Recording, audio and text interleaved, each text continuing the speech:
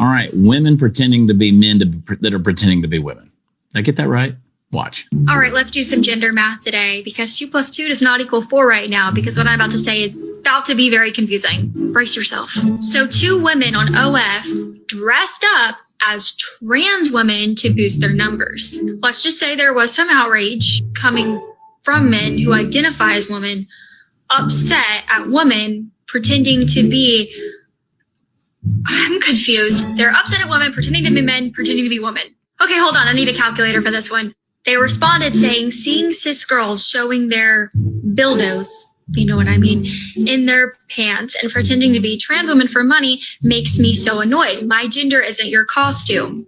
Right. I think that's kind of been our point. I think they're getting a glimpse of what women have been saying for years about how they feel. Our identity is not a costume and it's not something you can just put on for effect. And now, ironically, the people who dismiss that point are experiencing how it feels. I told you this one would be confusing. Okay, let me explain it to you because you didn't sign up for algebra class. All right, so these women pretended to be men pretending to be women, and the men who pretend to be women are outraged because how dare a woman assume their gender and their... I'm sorry I ever brought you into this. All right, women pretending to be men that are pretending to be women. Good morning, Patriots. How you doing today? Does your head hurt now? we got women on OnlyFans pretending to be men, pretending to be women, and the men pretending to be women are upset that the women pretending to be men, pretending to be women, are pretending to be men, pretending to be women because it's stealing their identity. Is this what the Bible said when the Bible said in the end times that the right will be wrong and the wrong will be right and the right wrong will be wrong right and the wrong right will be right wrong? You know, I think I mentioned this before that there's a person my wife knows that is female and she's pregnant and she lives with her husband, but she is gay and she's a gay lesbian trans person. And her husband is gay and trans. So she's the boy and he's the girl. And they're married. I'm just saying, this it's at least you're putting a square peg or a square peg in a square hole, if you know what I mean. Other than that, I have no comment. I have not only do I not have comment, but I do not have any idea. I just don't. And with that, this is the day that the Lord has made, and I will rejoice and be glad in it. And the word of the day is given by is given by the Lord, is presented by Marine in the Woods, is Mark 11:12 through 26. That's Mark 11:12 through 26.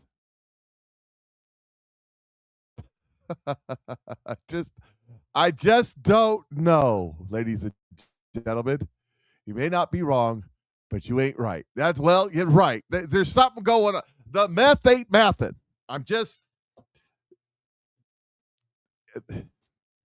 ABC ain't adding up. It's ladies and gentlemen, Houston, we have a problem. That's all I got to say about that. Is Houston, we have a problem. You know, who's the peg? Well, evidently, since they're producing a child, you've already got that figured out. I don't know that they have it figured out, but you have it figured out. Oh, my goodness. Anyways. What a world we're messed up. We are living in a messed up world. So as I was going through last night, or this morning, it was this morning. I was doing it last night too, but it was this morning. Setting up my show. The Lord spoke to me about something, and I went to go post it on Facebook, tried to type it out, and it wasn't coming. He didn't want me to do it on Facebook. He wanted me to do it here. By the way, it's Friday. We're live on all the channels. So if you want to come join me on all the channels, let me just tell you, if you're watching on Facebook, the only reason I'm on Facebook or YouTube right now is to remind everybody that I'm always on Rumble. Links in the description section. Go watch me on Rumble. Rumble supports your Patriot broadcasters and allows you the freedom to say things that I can't say on Facebook because I'll get kicked off Facebook if I say them. Like, for example, later on, we're going to have Donald Trump in the Oval Office talking about new cures. It'll probably get me suspended on Facebook because I'm talking about medicine. I'm not talking about anything. Donald Trump is. It's news. I don't know. But anyways, if we get to it. But those of you watching on Facebook and YouTube and whatnot, go find me on Rumble. Go find me on X. Watch me over there. So also, today's broadcast is brought to you by Elevate. Elevate. My wife has been taking Elevate, and it has changed. It has absolutely changed her life. And I've got to make this bigger so I can see it. Something tells me that that's not going to work. Why is it? Oh, I went the wrong way. Let's make it bigger. There we go. Never mind. I had it all popped up and now it's not. There we go. Now we got it. Somebody teach this guy how to do this. I had this all set up and then I messed it up. So, Elevate. My wife's been taking Elevate. The QR code at the top of the screen, wherever it is, you can click on a QR code. It'll take you straight to Elevate right now till the end of the month, till the last day of the month. They are throwing in a bottle of Boost for free. Boost. My wife takes the Boost every day too. If you sign up and take the Elevate, you get your Boost for free. And if you sign up now and put it on auto ship, you will always get your Boost for free, but you don't have to. Here's what my wife says about this one little product called Boost. Or excuse me, called Elevate.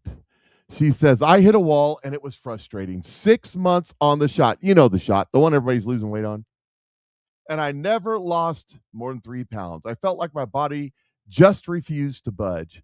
But I switched things up and started taking a simple pill and boom, 10 pounds down, just like that. I have several other people tell me the same thing.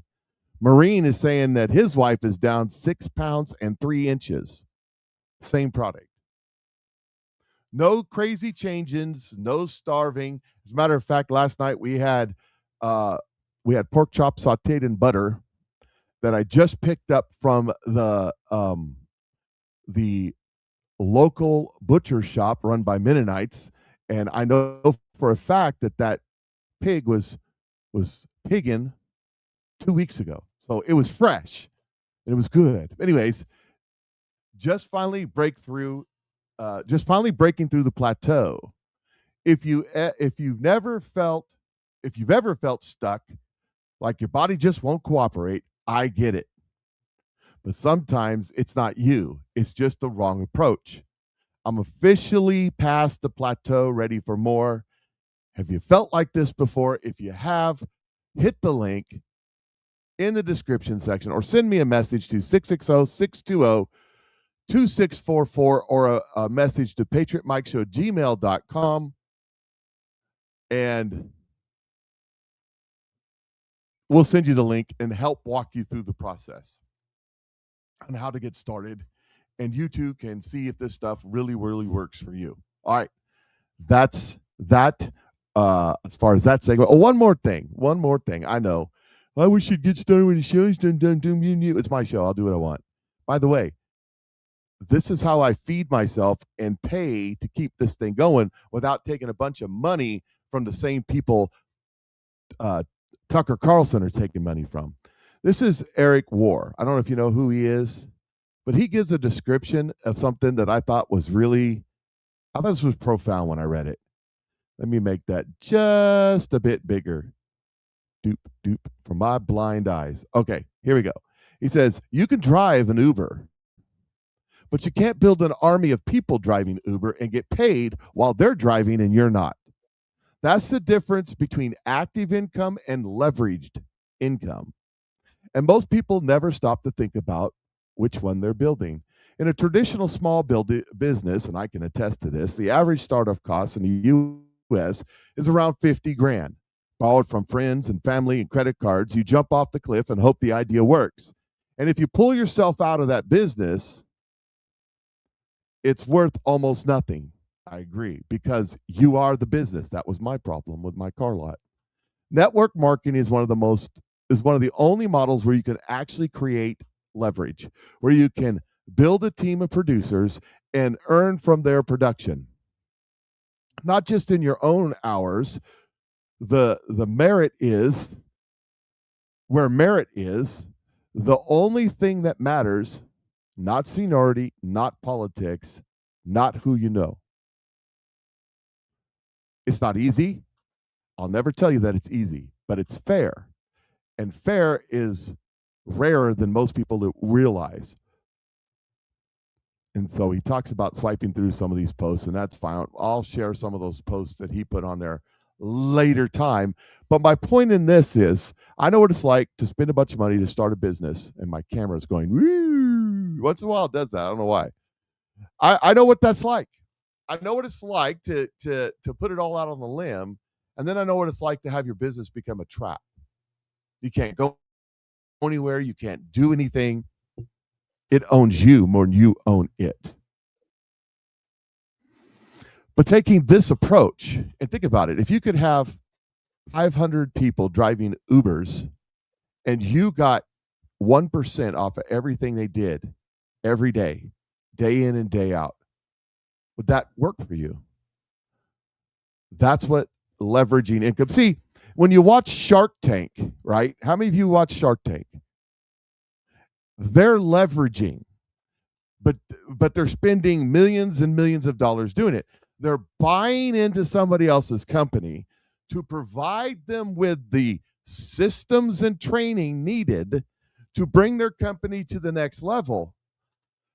But they have millions and millions of dollars to play with. So you could do that and make bets on people building a business where you are hands off, you're just supporting. And if they make it, you win. But do you have the millions of dollars to do that? I don't. So this is another approach. The problem is there's a bunch of these companies out there that give things a bad rap. And so how do you choose the right one? I think I found that. And if you want to know the story, send me a message. Send me a message to as I said before, right there. And we'll talk. All right. Well, Mike, why are you spending all your time talking about this? Well, because God told me, you're not supposed to sit there and beg the church for money. You're supposed to provide your own way. And this is how I plan on providing my own way when I go where God sends me. All right. Had to take a swig of lemonade to get my mouth working in the proper ways. I'm playing around with a new system that StreamYard has. We'll see how this works. All right. So as I was setting up my show, I felt God speak to me. And this was the post. Donald Trump shared this post yesterday. Stop telling us who broke the law and start telling us who was arrested. And God spoke to me and he said, we're not in the season of arrest. We're in the season of exposure. The arrest will come. The arrest will, but we're in the season of exposure right now. And this is what he said to me. He said, I'm saying, he said, we saw what Donald Trump read, the verse that he read in the Oval Office. It's the same verse I was talking about 2 years ago when we had our day of prayer. That we need to pray, fast, and repent for what our country has done. And I've said this to you before, what God said to me today, and that is May 17th is the day that Donald Trump has set aside to rededicate the United States of America to God. In the same way that verse reads in 2 Chronicles 7, if my people who are called by my name, that verse,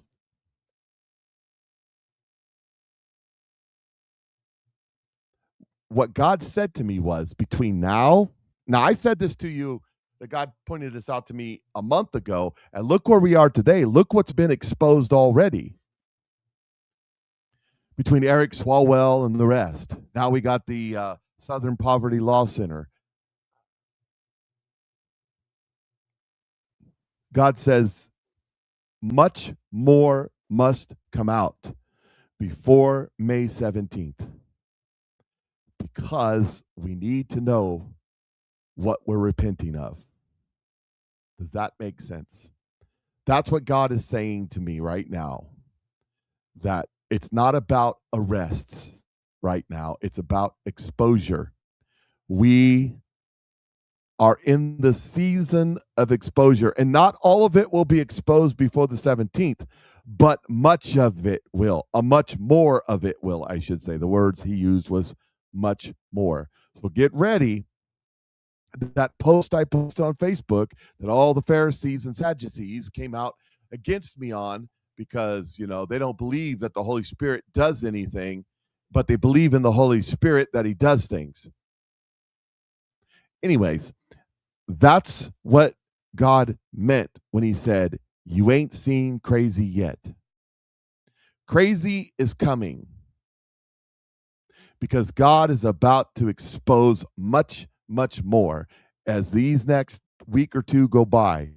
And I don't think it's going to be all of it, but it's going to be enough that the American people's, the American consciousness of the United States, it's going to be enough that we know there's a big problem.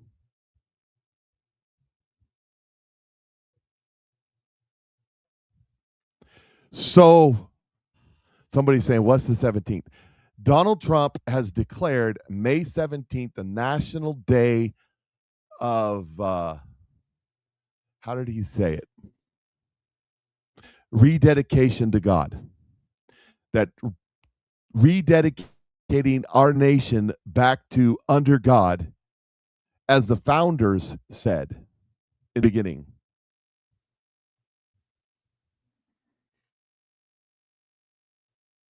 So here's what Donald Trump read.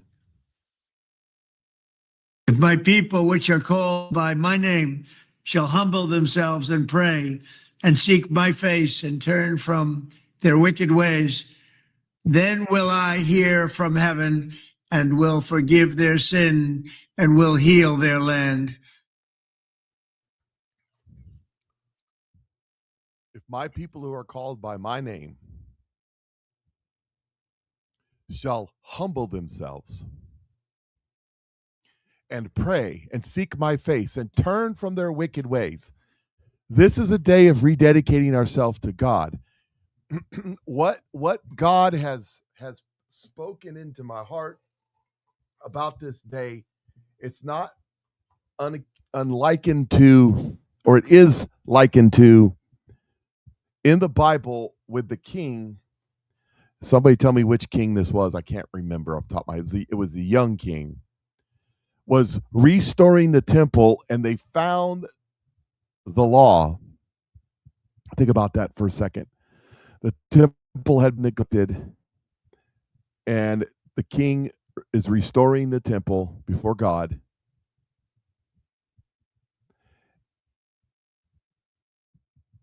And they found the law, so he brought the law out after he read it and had it read, had all the people, and he had it read before all the people. And when he read the law before the people, somebody tell me, what king was this? Was it Josiah? Somebody said Josiah. Famous Amos said Josiah. He's a Bible scholar. He's probably correct. I can't remember because I get them mixed up. I do feel the Holy Spirit on me right now, by the way. And he says, he reads it, and all the people, when they hear the word of the Lord and the law that and the law that was put by Moses, they rent their clothes and sat in sackcloth and ashes and mourned for several days before God. That is the rededication. I heard another prophet, I can't remember who it was, saying that when this day happens, it will create an accountability among God's people in the United States of America and the President of the United States that we must seek God in the intervening months and years after this. It will be known before and after this day as we rededicate our nation back to God. Because then you will have a choice. And if you choose wrong, it's not going to be nice. It's not going to be God. Jesus said he came to divide. Division is about to happen. So be prepared for whatever that means. Well, what does that mean, Mike?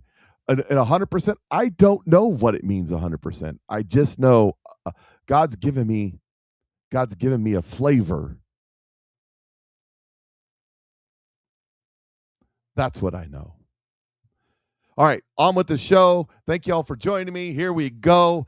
Babylon B reporting tomorrow's news today in the form of satire. Democrats saving democracy requires one party to seize total control, total power, and rule forever. That's right, ladies and gentlemen. Washington, D.C. Washington Democrats defend their unquenchable thirst for unlimited power on Thursday, confirming that saving democracy requires one party to seize total control or total power and rule forever. According to long-held American values, true freedom is only possible with the consent of the governed, a government by the people and for the people naturally disrupts authoritarianism and leads to lasting contentment. Democrats, however, disagree. The only way to protect life, liberty, and the pursuit of happiness our founders envisioned is to wrest control of the government from the people and mandate love through unassailable government regulation, explained House Minority Leader King Jeffries, the good Baptist who believes in Sharia law. It's the only way to keep democracy alive. The consensus among lawmakers is that American democracy struggles under the weight of totalitarian ideas. Democrats, in particular, have warned that the increase in differences of opinion conflicts with their goals which are obviously democratic in nature because that's the name of their party. I know what you're thinking. What if we accidentally give control to Hitler? Laughed Jeffries while waving his hands around like he's controlling an aircraft. Just don't think about it. Give us unlimited power. Unlimited power. Let democracy die. Kill it if you have to, added Congresswoman Alexandria Ocasio-Cortez. It's only way to save it. Remember when George W. Bush actually said that in order to save capitalism, we have to kill capitalism? Voters expressed doubt that giving unlimited power to Democrats would save democracy, but admitted that Trump must be really bad because Jimmy Kimmel said so. At publishing time, Democrat lawmakers clarified that the only way to preserve the free exchange of ideas is to completely eliminate anyone who has an opinion different than theirs, because you're allowed to participate in the free exchange of ideas as long as it's their ideas.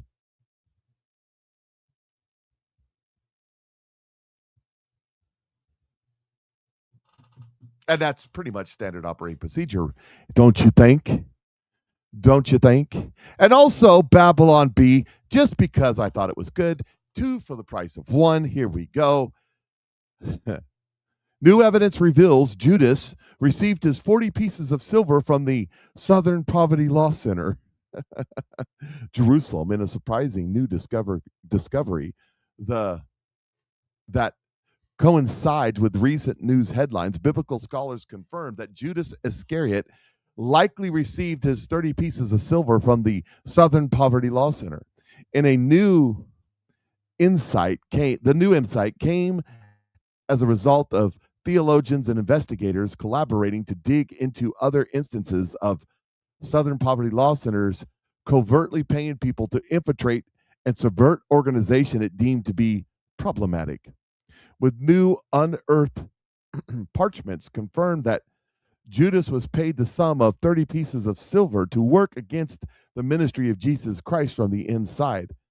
Looks like they've been doing this type of work for a long time, said Professor Clayton Rockstool, a Bible scholar who worked with investigators to uncover the truth. The Southern Poverty Law Center apparently found Jesus to be a threat to their psychopathical agenda and sought someone on the side to do their dirty work for them.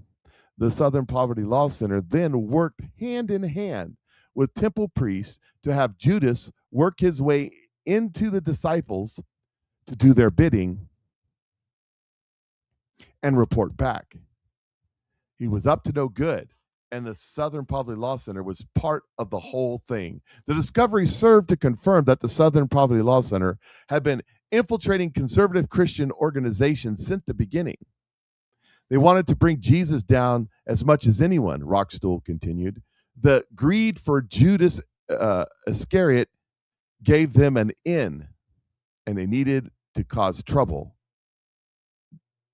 Thankfully, and very much unbeknownst to them, they were following right along with God's plan. At publishing time, the scholars also revealed evidence that the Southern Poverty Law Center had provided substantial funding for the Philistines during the reign of King David.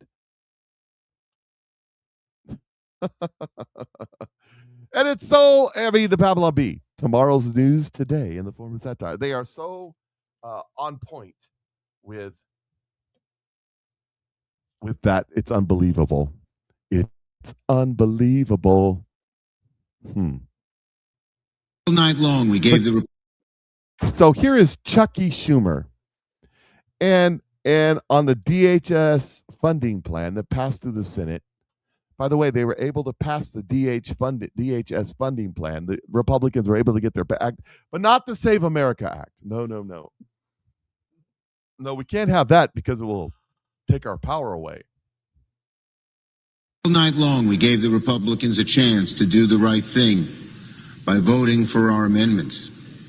We gave Republicans a chance to vote for an amendment to lower out-of-pocket health care costs. They said no.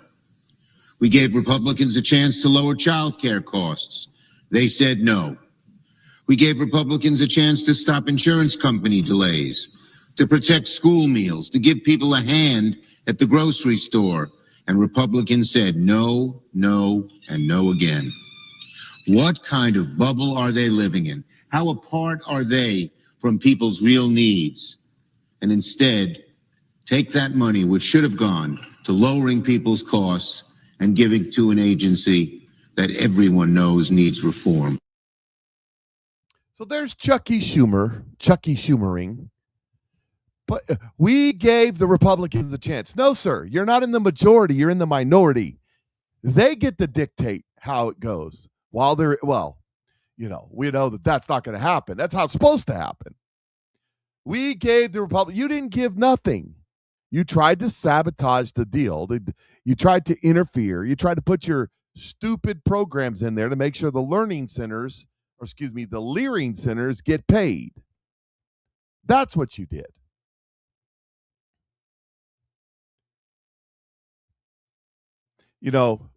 Donald Trump says this about Chuck Schumer. He says, wow, crying Chuck Schumer just said for the whole world to hear that nobody respects Border Patrol or ICE. That is one of the most egregious, incorrect, unpatriotic, and dangerous statements I've ever heard from a professional politician. Notice he puts professional in quotes. He must immediately apologize to these great patriots, and I mean now, President Donald J. Trump. In order to figure out which mouse to use, we will get this on the screen. So then I just want to throw this while we're still talking about Chucky Schumer. I want to throw this in. They run around They're saying Donald Trump's crazy. We need 25th Amendment him. He doesn't know what he's doing. Listen to this interview with Kilmeade from Fox. You have a relationship with Donald Trump. I saw him with you, 2 months ago? When he's like, Brian, that's a stupid question. Do you know what the question was? I said, are you going to bomb Carg Island? And 6 hours later, he bombed Carg Island. That's not a dumb question. Brett Baer texted me, he goes, wasn't such a dumb question. And then I get a call, walking the dogs from the president. He goes, why you ask me questions like that? So he goes, we blew the hell out of it. There's nothing left. He's like, there's nothing left. We just left the oil. Let them know what we're capable of. On the phone, audience of one, you, nobody else. He talks exactly in the same way to the public as he does to you on the phone. Right? We blew it up. There's nothing left. Like the hyperbole is a constant with him, right? Right. All I can tell you is it's real. So a few hours before it happened, Kilmeade asked the president, are you going to bomb that island? And he says, why you ask me dumb questions? Why you ask... Then he bombs the island. Then he calls Kilmeade and said, don't ask me questions like that. I can't answer them at that time. I can't tell you I'm going to bomb the island. I'm not Joe Biden. You got to love this president because, what was it? Kim Clement says he's got hot blood. Hot veracity. I had to look that word up when I first heard it. I wasn't smart enough to get it. So and then he goes and bombs the snot out of the island and then calls him and says, you can't ask me those questions, even though I'm going to bomb the snot out of the islands. Here is Fox News and acting. No, he's not acting anymore. DHS Mullen, because he got confirmed. On Chucky Schumer. Makes my ears red. It takes a lot to get me upset. But Chuck Schumer, no one respects you. The definition of a lying scumbag politician, that is you. You would be the definition if you Googled you right now. I mean, why don't he just come out and be honest with American people? He wants to have open borders. If you want to defund the Customs and Border Protection Agency, if you want to defund ICE, who is in there arresting the criminals that the laws were passed by you, you had time to change those during the Biden administration. You didn't, because you're for open borders and you're for the criminals running amok in our cities. And for you to say that is so disrespectful to the law enforcement that is out there protecting you, because he has a detail with him. How about he walks around these city streets without a detail? I wonder how safe he would feel.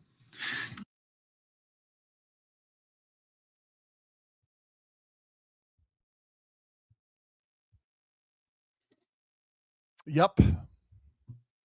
And he needs to, by the way.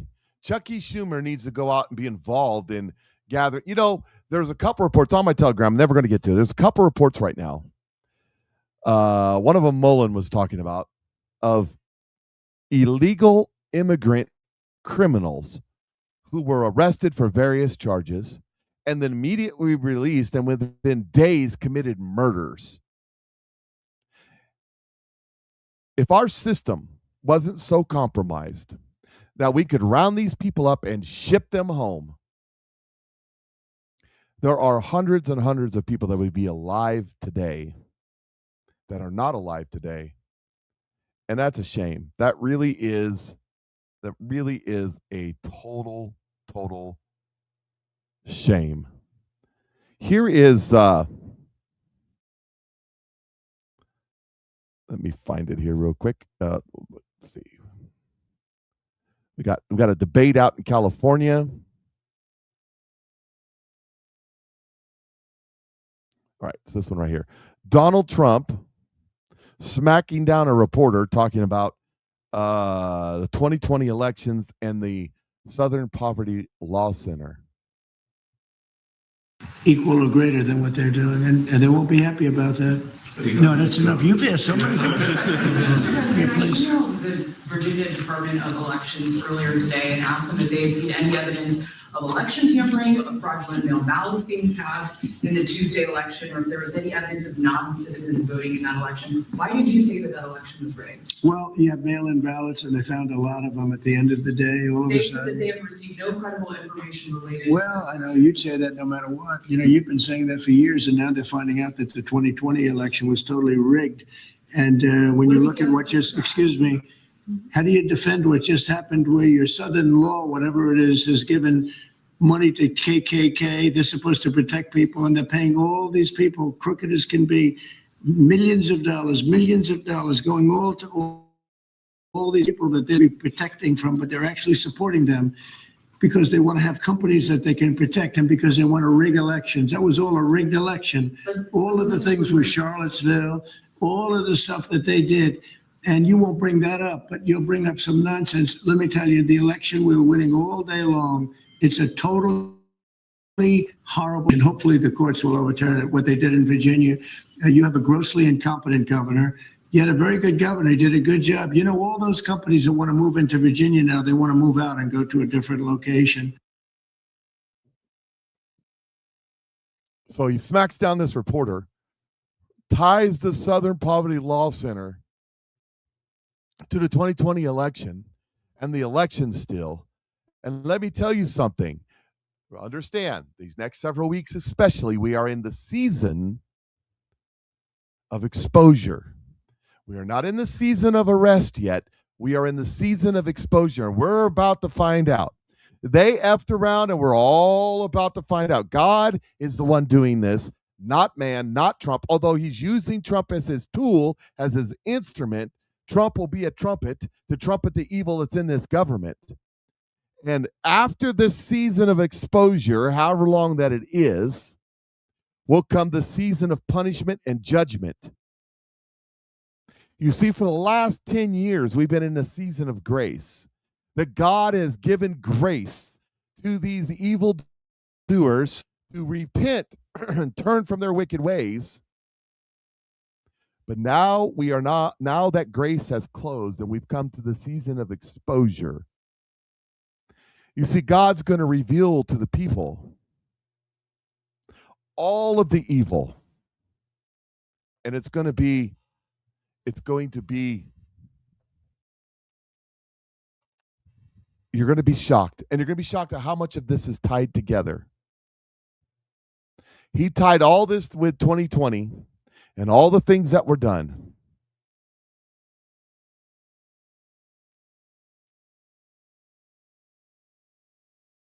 And we're going to see.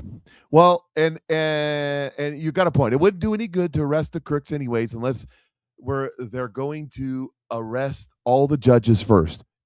You see, God is the unconcerned with our criminal justice system in this country, in the world.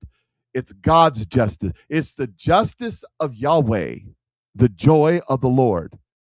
That's what's coming. I'm telling you, let me repeat it again. Take that statement. It's not going to do any good unless the judges. I don't care what the judges do. This is what God is doing. Let me justice of Yahweh. Let me just point out the word that God gave me that I've been repeating over and over again, that there won't be enough people in Congress, elected officials, to hold a quorum. Just think about that for a second. Just comprehend that for a second. And then when I say that people will self-deport either the country or the planet, what would make these people self-deport the planet? Huh? Exposure. God lifting their skirt over their head and exposing the nakedness beneath. Exposing the things that you tried to keep covered up. Whether or not it ever gets to a court of justice in this country or on this planet, God's justice and judgment is coming. Hear what I'm saying to you. God's justice and judgment is coming. The justice of Yahweh to those that believe and receive in this season, for those that humble themselves and pray and seek God's face and repent of their sins. those people will see the joy of the Lord. And those that reject this, that have done this evil in the next season, which comes after the exposure, which we're in right now, will receive the justice of Yahweh. Whether or not they ever see justice on this planet through the courts, they will see justice here and in eternity from God, because he will expose, he will embarrass, he will tear down, he will remove. You'll be removed from your positions, your offices, your social medias, your punditries, your cable news networks. You got to understand, cable news networks will cease to exist. Huge podcasts will cease to exist. Hollywood operations are going to cease to exist. Entertainment entities, NFL, NBA, WNBA, MLB, some of that will cease to exist. Politicians in their positions will be removed and exposed for who they are. That is the judgment. But right now is the exposure. And it's coming. Oh my goodness. Got to understand. Let me make another. I don't want to say that this is a prophecy, but God is inspiring me to think certain ways. And one of them is what the Southern Poverty Law Center has done and is doing. It is the model of operation of 99.9999% of these NGOs. Let me say that again slowly. What the Southern Poverty Law Center has done and the way that they have done it is the model of operation that is all of these NGOs. There may be one or two that aren't that way. So we're going to find out. We're going to find out how evil and wicked this whole NGO. You understand? Elon Musk has been saying we get rid of the NGOs, we get rid of the fraud, waste, and abuse. We balance our budget. We balance our budget without even taxing people. Just consider that for a moment, how crazy that thought process is.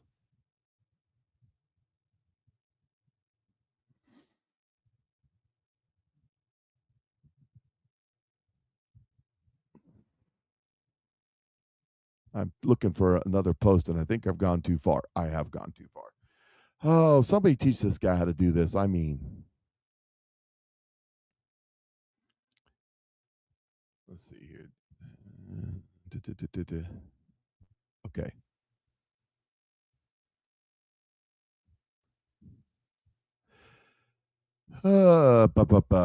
Okay, this is it right here. Yep. This is it right here. Nope, that's not it. Okay, we'll just skip over that. We'll go to the next one. I apologize. Somebody's got to teach this guy how to do this.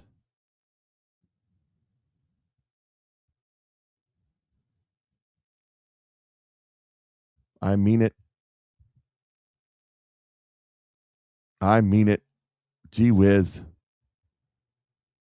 Okay, here. Oh, that's never mind. That's the same one.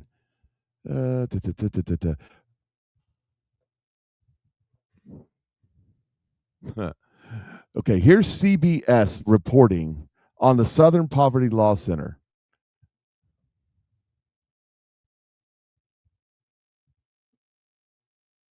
40 years ago, the Southern Poverty Law Center bankrupted the Klan and later recovered millions from neo-Nazi groups, with lawsuits representing victims of violence. But Tuesday, the tables turned. The Justice Department charged the organization with fraud for allegedly misleading donors and lying to financial institutions by paying members of violent extremist groups millions of dollars to act as informants. The SPLC was...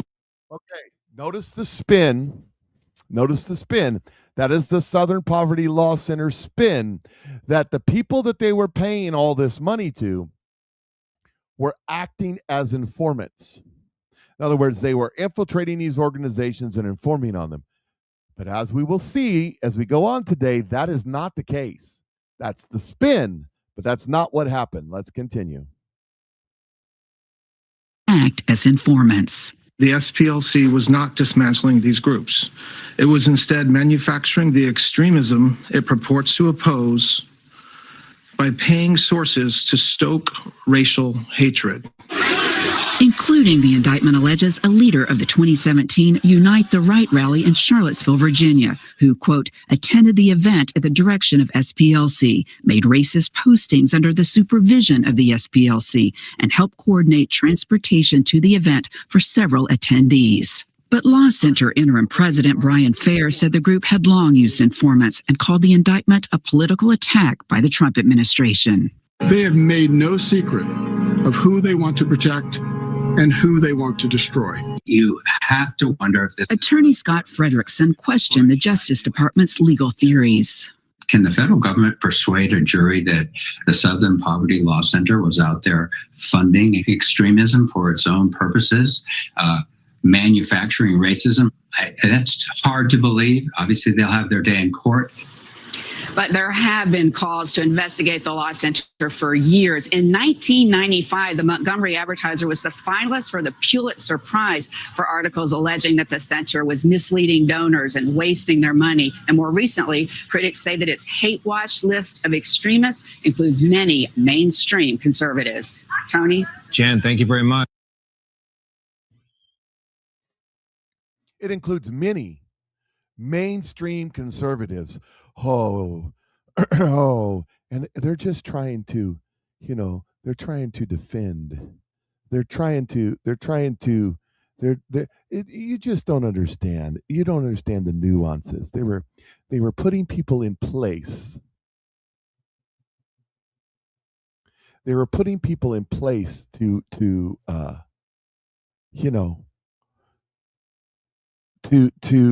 get information. If you're going to put somebody in place to get information, you can't put the guy who started the organization and then recruited the people and then set up the riot where somebody died.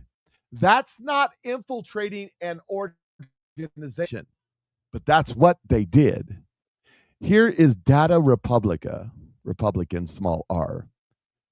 Is a thread how the Charlottesville rally and SPLC birthed the entire billion-dollar-plus democracy ecosystem. 11 federal counts, wire fraud, money laundering, conspiracy. But here's what the SPLC headlines are missing. The indictment describes a paid informant in the leadership chat that planned Unite the Right.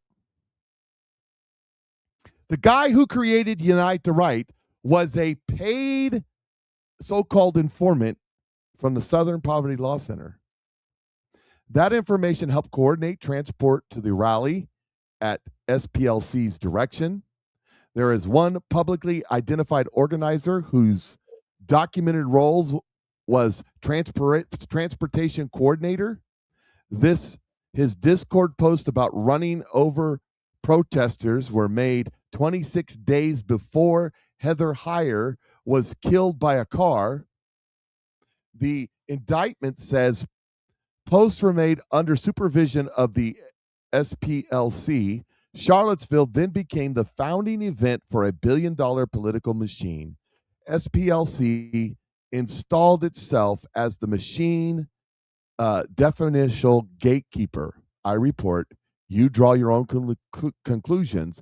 As always, patience as I put this thread together.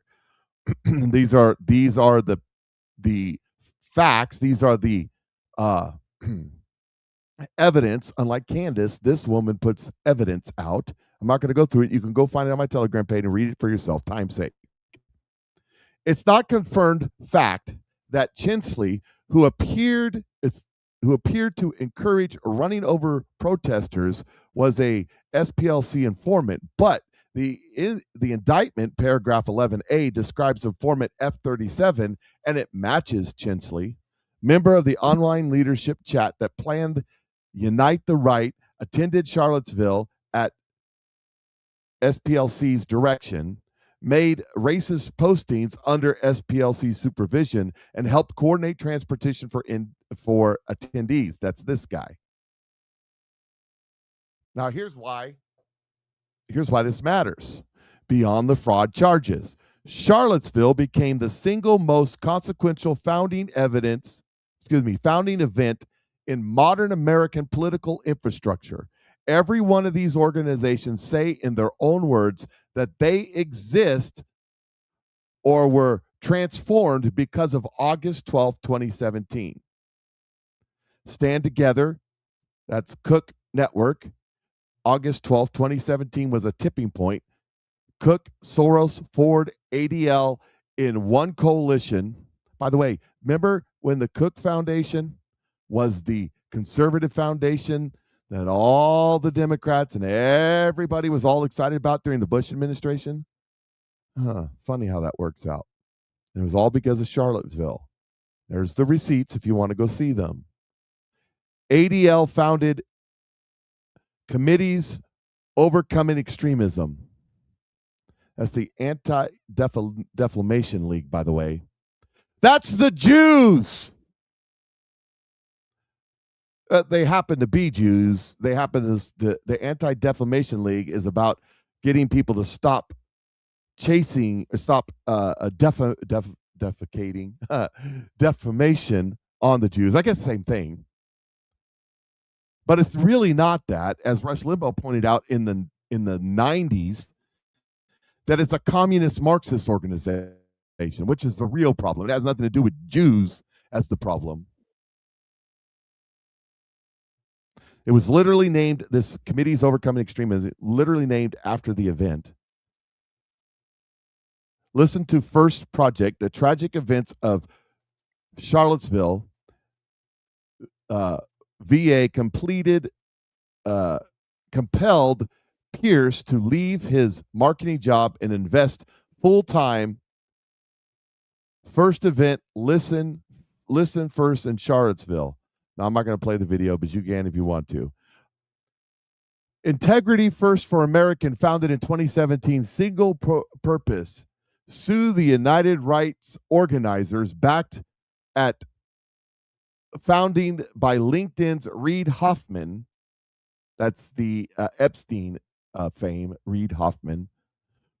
One wound down, one event, one lawsuit, the entire organization. So let me read that again. Integrity First for America, founded in 2017, its single purpose was to sue Unite the Right, which was created by the Southern Poverty Law Center. And they did, and it went away. These are all people all together.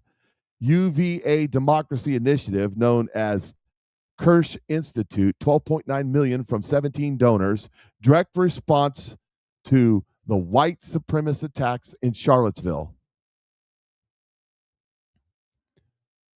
All of that traces back to one event. In September of 2022, Biden held the United We Stand Summit. Merrick Garland launched United Against Hate the same day. 3 days before the summit, the Southern Poverty Law Center wrote a letter to Susan Rice asking to define the terms and goals of our continued collaboration. And the ecosystem listed: National Civics League webinar, Mapping Americans' Healthy Democracy Ecosystem, over 10,000 organizations cataloged, and an audience member asks how they decided to get excluded, how they decide who gets excluded. And this is the answer. I'll go ahead and play this video. That's an excellent question. I think we have tried to match the kind of definitions of hate speech that are currently prominently used by the organizations that track that, the Southern Poverty Law Center, ACLU. So we are aligning our decisions with what are generally accepted standards about hate speech. Generally accepted by the organizations that they're involved with. The organization that defined who was a hate group asked the White House to make that role permanent. The organization that set the standards the entire ecosystem adopted is now charged with paying the people it was tracking. So the organization that was cemented permanent by the Biden administration, the Southern Poverty Law Center, that sets the standard on what is and what ain't racism, is the one that got caught paying to produce the racism. It's a grift. We need to ask, if the organization at the center of America's entire post-Charlottesville democracy infrastructure had a supervised informant, or worse, agent provocateur, inside the event that justified building that infrastructure, a multi-billion-dollar infrastructure designed to go after white Christian conservatives, what does that make the infrastructure? That's data Republican, excuse me. And then there's this post by Rob Cunningham, who sums it up. Not really a thumb up, it explains it. Lucy, we have some splaining to do. If you were to estimate the Systemic Southern Poverty Law Center, founded in 1971, sweeping fraud allegations made public by the Justice Department this week, if proven legally true via forensic audits, whistleblower testimony, FOIA evidence, judge, jury decisions, the damages inflicted on America will have been both economic and civilizational. What might the SPLC's sustained, institutionalized misrepresentation have cost America? Direct, measurable economic cost, a donor capital misallocation. If an organization appeared for 55 years with a national profile, even modest annual intake of 50 million to 150 million over decades is 2 billion to 6 billion total inflow. If a meaningful portion of was fraudulently solicited, miscalculated capital likely in the 1 billion to 4 billion range, that's not just lost money, it's capital diverted from legitimate causes and compounding harm. B, the legal system burden. Defensive legislation, countersuits, reputational suits, public court time, judges, clerks, enforcement, large institutional litigation cycles can run 10 million to 100 million per case, per major case ecosystem. Over decades, hundreds of millions to low billions in cumulative legal friction. See tax shield exploitation. If tax exempt status was abused, federal plus state revenue losses, donor dedicates lowering taxable income, conservatively 200 million to 1 billion in foregone tax revenue. Indirect economic damage, the quiet giant. Reputational destruction, if entities were labeled or targeted unjustly, lost billions in revenue, employee impact, assurance, compliance, and PR costs. Even a few hundred affected organizations could yield 5 billion to 20 billion in downstream economic suppression. And B, capital distortions. Markets rely on signal integrity.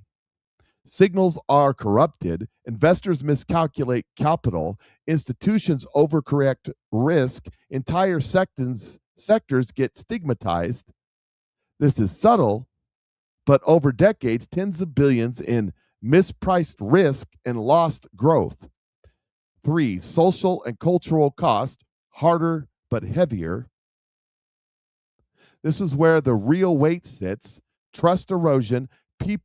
Once people believe information is weaponized, labels are political tools, then institutions lose legitimacy, cooperation declines, Transactions costs rise everywhere.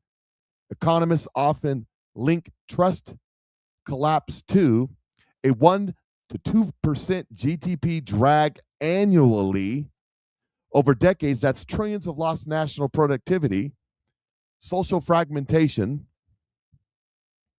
If narrative amplify division, which is exactly what their purpose was, increase polarization, reduce civic cohesion, escalation cycles, media, politics, culture, cost shows up as policy gridlock, security spending increases, reduces innovation and collaboration, moral hazard expansion. If bad actors succeed, other replicate the model. That's what I'm talking about earlier, that we're going to find out that these NGOs all practice the same thing.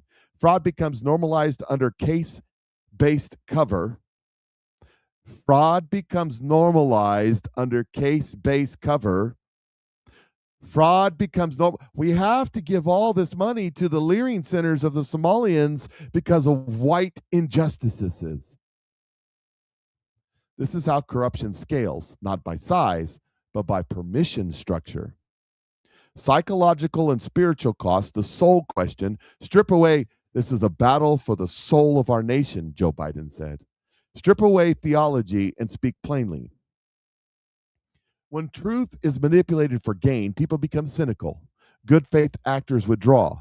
Fear replaces discernment. The long-term effect, a nation begins to doubt not just institutions, but each other. That is the most expensive outcome of all. Total range, if fully proven, combining conservative ranges, direct and measurable 2 billion to 6 billion plus, indirect economic 10 billion to 50 billion plus, microtrust, productivity drag, potentially hundreds of billions to trillions over time. Final sobering principle. Fraud at scale is never just about money. It corrupts 3 layers simultaneously: capital, what we fund; information, what we believe; and trust, how we relate. When those 3 fracture, the system doesn't just lose efficiency, it loses coherence. The hard ground close. If and only if such findings are truly established in court of record, then the appropriate response is not outrage, but restoration through truth, transparent correction, restitution where possible, and structural safeguards to prevent reoccurrence. Because without truth,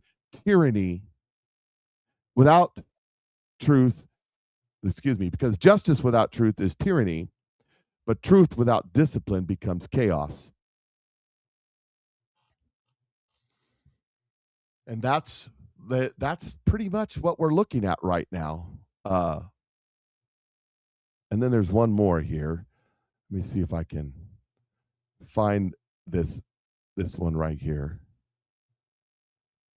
They not only went one way, but they went the other way too. And here's the report. SPLC omitted over 200 reports of anti-white hate crimes. What are we talking about here? Following the indictment of Southern Poverty Law Center for counts that include fraud, bank fraud, money laundering, it has resurfaced that the group failed to include reports from thousands of educators of anti-white language against students in the early days of the first Trump administration. Is that it? That's it. That's it for the story? Oh, read the full article. Here we go. The Southern Poverty Law Center, in partnership with the American Federation of Teachers, released a report in 2016 titled The Trump Effect: The Impact of the 2016 President Election on Our Nation's Schools. The report was based on a questionnaire that was circulated amongst teacher union members in K-12 schools who subscribed to the Teachers Tolerance newsletter. The report focused on the finding that 40% or more than 10,000 educators who responded to the survey had heard derogatory language directed to students of color, Muslims, immigrants, and people based on gender or sexual orientation. That takeaway from the report was that Trump supporting white kids have harassed minorities in school. That was later used along with a larger report on Trump-inspired hate crimes titled 10 Days After Harassment and Imitation in the Aftermath of Education. The report, however, did not mention the results of another question it had asked. Whether they agreed with the statement, "I have heard derogatory language or slurs about white students." The New York Post reported at the time that the SPLC initially said it was struggling to get information about the data from researchers when asked to provide it. When pressured, the SPLC spokeswoman, Christian Brokenkamp, revealed that in about 20% of answers affirmatively to the question, equating to around 2,000 respondents, the report released by the SPLC instead focused on anti-immigration sentiment, anti-Muslim sentiment, and slurs about students of colors in schools across the country. Former Education Department civil rights attorney Hans Bider said at the time they left that result out because it would not fit their ideological narratives and was deemed an inconvenient truth. The report has reemerged after the Department of Justice announced charges against SPLC. Acting Attorney General Todd Blanche said in a press conference on Tuesday, according to the charges in the indictment, the SPLC is a nonprofit entity that purports to fight white supremacy and racial hatred by reporting on extremist groups and conducting research to inform law enforcement groups with the goal of dismantling these groups. As the indictment describes, the SPLC was not dismantling these groups. It was instead manufacturing the extremism it purports to oppose by paying sources to stoke racial hatred. And if you take all that right there and you add that with what Data Republican said,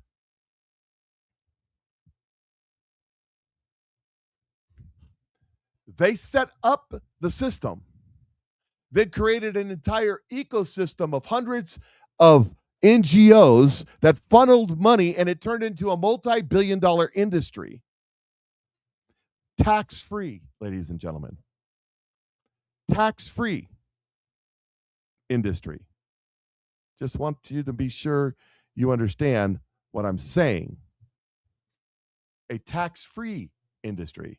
Everybody wants to go after the church and their 501c3s.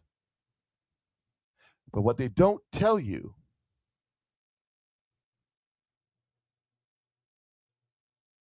about the 501c3s is that without a 501c3, churches are still tax exempt under IRS code. The 501c3 just allows you to deduct your payment so that you can not do what David did. But if these organizations lose their 501c3, they have to pay taxes on the money that comes in. And that's what a lot of it is really about.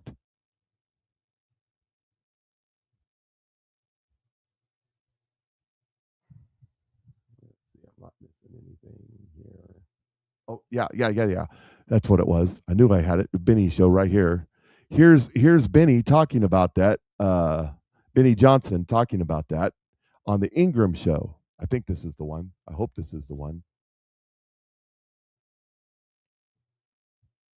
I want to call for something, Laura. And I think it's really critically important. It's one thing to do the charges and the indictments. What the Trump administration must truly do to shut this down, this corporate scale fraud down, is to eliminate the tax exempt status. That's how they're able to funnel these donations in. That's how people are able to get write-offs. You must cut off the head of the snake, and that's the tax exempt status. Make them pay by eliminating that, and then no one will donate again. And Carol says, not optimistic that the mountain of evidence will get any convictions. Get convictions out of your mind and think justice of Yahweh. Listen to what he just said. Nobody will donate again. Even if people don't get convicted, everybody wants convicted. Everybody wants conviction. Oh, and some will. Let me tell you something. Seditious conspiracy.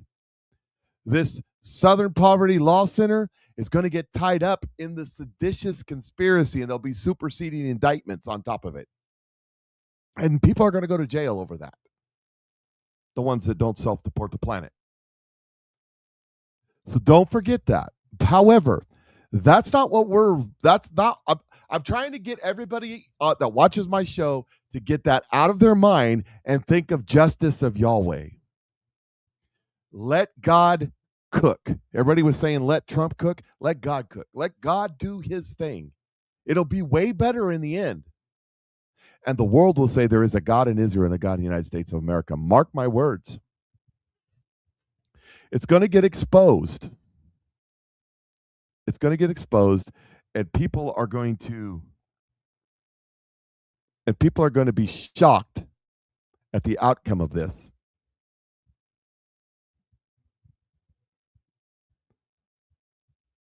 Here's Donald Trump on the Southern Poverty Law Center. There we go.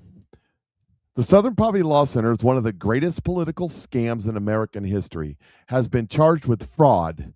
This is another Democrat hoax, along with the Act Blue and many others. If it's true, the 2020 presidential election should be permanently wiped from the books. Do you hear what I'm saying to you? Stop focusing on the Epstein. People got to get arrested and understand what God is doing here. What was it Kim Clement said? Another 2 terms. And then he changed it to 2 terms. The 2020 presidential election should be permanently wiped from the books and be of no further force or effect. Thank you for attention to this matter, President Donald J. Trump. We see, Carol, I know you believe in Jesus Christ as your Savior. Put your hope in him. Take it off the justicism, take it off the media, take it off Donald Trump, and put your hope in him. This is him doing it. This is God doing it. Donald Trump is just a tool that God is using. God used Moses and God used Pharaoh. Listen to what I'm saying to you. God used Moses to do his will because Moses was willing to do it. God used Pharaoh to do his will, even though unwilling to do it. You're about to see some things happen from the people opposed to God, doing God's will unwillingly.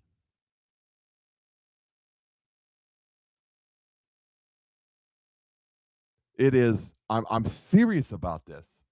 Here's Waters talking about this.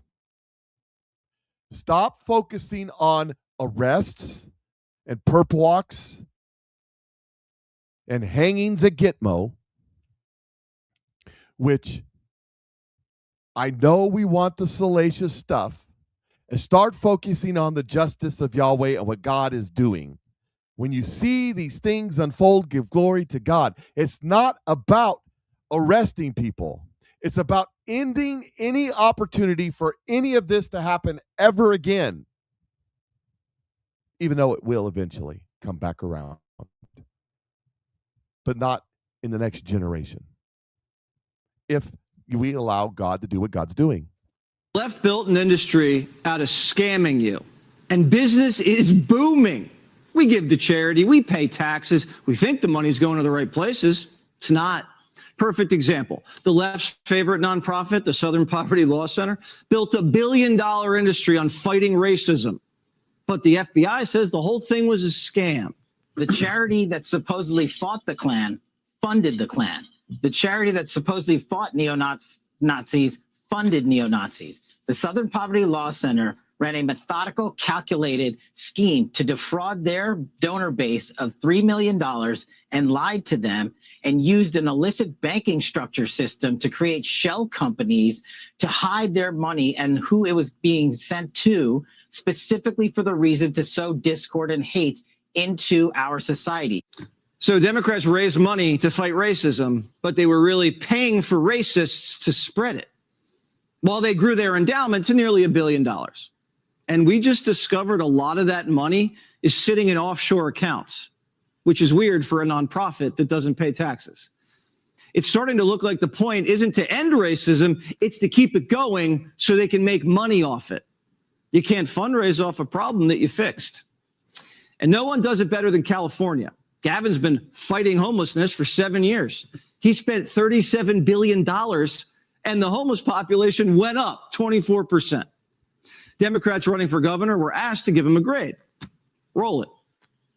On effort, I would give him an A. I would probably give him a B on homelessness. I don't think this has been an easy problem to solve, but I do give him a lot of credit for calling attention to the problem. When he campaigned 8 years ago, he was talking about housing when nobody else was. Well, by the way, I'd love to be in your class, Katie, if you get a B for what Gavin Newsom's done on homelessness. My goodness. They're all in on it at every level. This is so massive that only God can do it.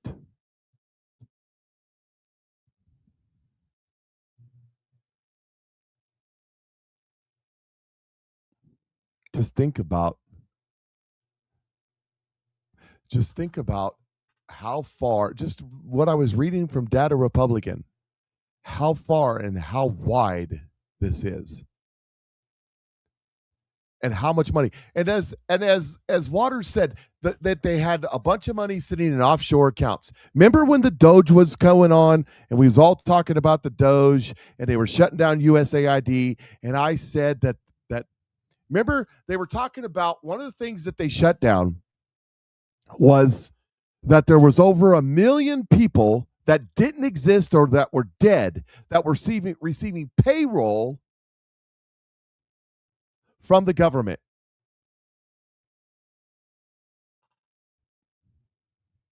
Hey, Mike Hawk, how you doing, brother? Glad you're with us.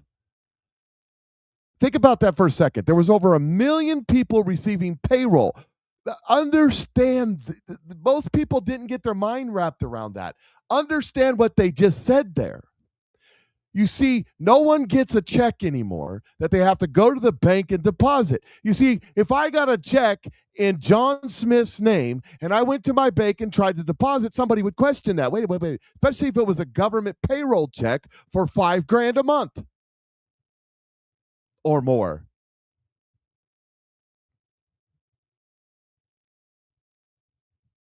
Think about that for a minute.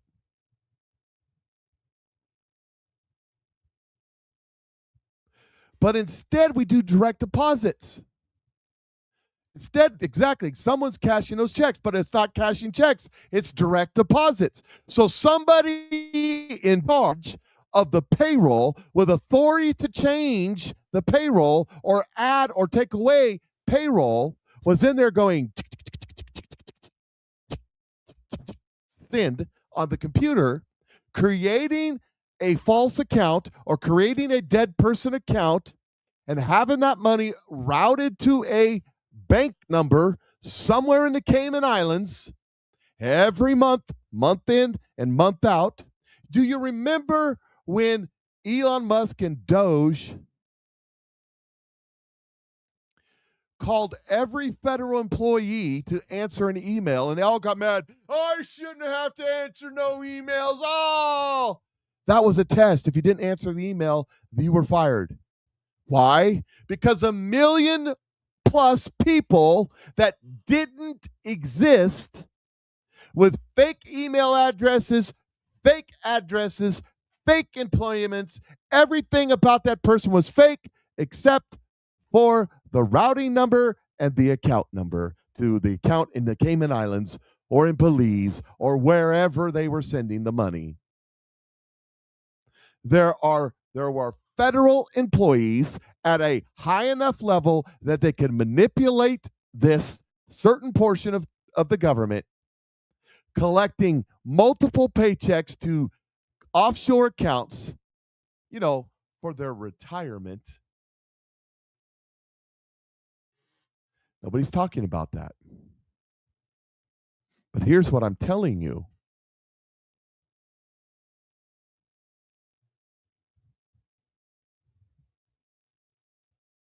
This is not just there. It's everywhere. Everywhere the government writes a check, there's a massive amount of fraud, and that money's leaving our country and piling up in these government employees, government politicians' bank accounts. These accounts of dead people will end up being politicians. Mike's going right where I'm going. And that's part of the reason. As God rips this open and exposes that, and we find out that this politician and that politician and this bureaucrat and that bureaucrat has millions and millions of American taxpayer dollars sitting in bank accounts in the Cayman Islands or in Venezuela or in Cuba or in Iran or Ukraine, etc., etc., etc. You see where I'm going with this?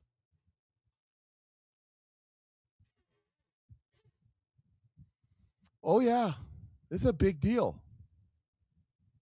There's a reason why Joe Biden and Hunter Biden and the Biden entire crime family had hundreds and hundreds and hundreds of those, I forget what they're called now, where the bank notifies the government that there's something going on here. There's a reason why the Biden crime family had hundreds and hundreds and hundreds of corporations, inside corporations, inside corporations, inside corporations, because they were hiding the money. Let me tell you, I said this before. The Bidens got billions of dollars from the Chinese, hundreds of millions of dollars from the Ukrainians and from the Russians and from everybody else. And they're broke today. Why is that? Because they were the bagmen. They were the patsies. They were the ones that were collecting the monies for everybody else from all fraud. There's several others that do that. That's what Act Blue does. That's what the Southern Poverty Law Center does. And then the Southern Poverty Law Center took that money and made a grift out of it.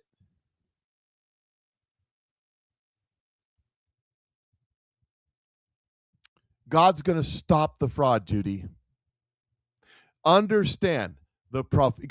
You got to tie all this together to what God's been saying to us. He's been saying that we're going to go into a season of the harvest, and that there'll be a season of plenty during that season of harvest, where God's going to fund the United States of America to spread his gospel around the world, to bring in the harvest for a season. Well, where do you think those funds are going to come from? The wealth of the wicked is saved up for the righteous. The greatest wealth transfer. When you hear the Patriot mythologies pushes talking about that, they're talking about Nasera, Jasera, and all the other stuff. You'll own nothing and be happy. It's a wealth transfer from the world to the elite, but the greatest wealth transfer, because God's doing a boomerang on everything, will be from the elite, illegally gains funds, the wealth of the wicked saved up to the righteous, to be funneled back into the United States of America and Canada and Mexico, to spread the gospel around the world. And what happens, ladies and gentlemen, when every place in the world has heard the gospel?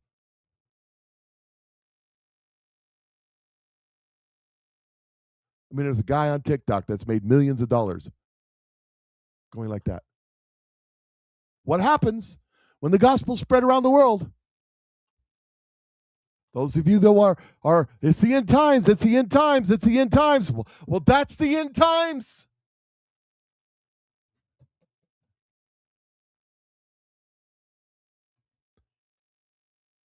Southern Poverty Law Center pays zero taxes. They pay zero state and local taxes, zero property taxes on huge properties they own in Alabama, and they pay no sales tax on anything they buy from paper to cars, and they have $1 billion endowment hidden offshore.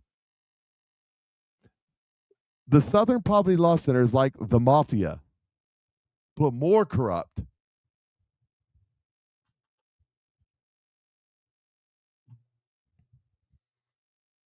Don't limit how bad this is, but also don't limit how much God can do. This is way, way, way, way, way bigger. Let me just add this one in there. It's everywhere, everything, all at once. We are in the season where God is revealing the evil.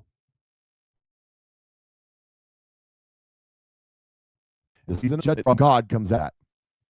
Was it Q said that it won't be safe to walk down the street? Isn't that what he said? Norm, this says right here, let's do Churchill. So it says, shocking SCOTUS betrayal. Legal expert Jonathan Turley advises that Chief Justice Roberts should call the FBI regarding the New York Times leaks. Remember, Roberts is close to the Obama friend Norm Eason. Eason. Is that how you say it? The lawfare king, color revolution expert who hosted him at his Prague palace. Donald Trump says Norm is a major sleazebag. You don't get much lower than him. Notice the things that Donald Trump is putting out.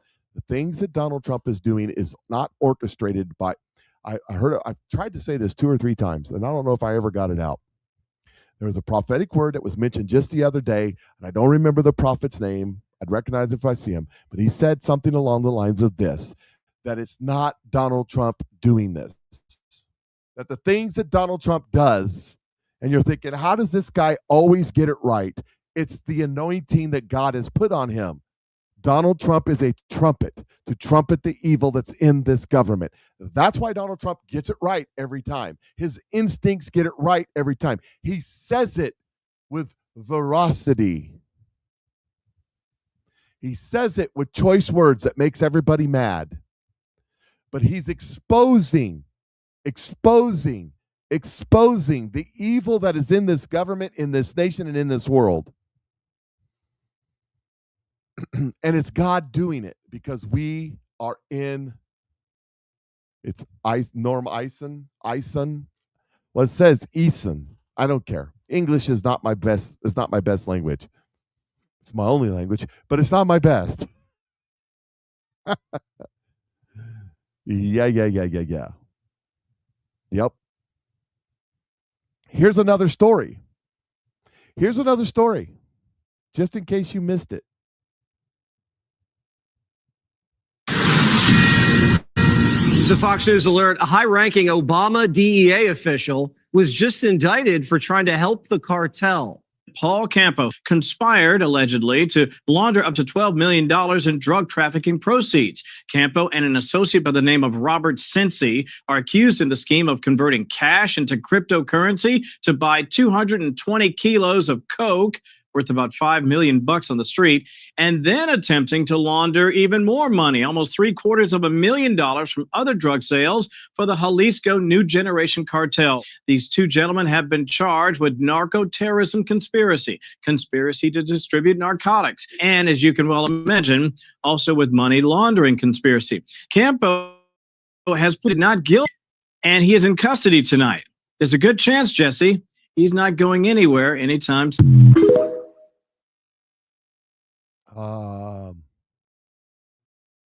And that's only the beginning. It's been prophesied that almost every politician from dog catcher to president has been receiving narco terrorist money. So is Fast and the Furious related to that? Could be, but Fast and the Furious was us smuggling guns to Mexicans, and somebody got paid for doing it, I guarantee.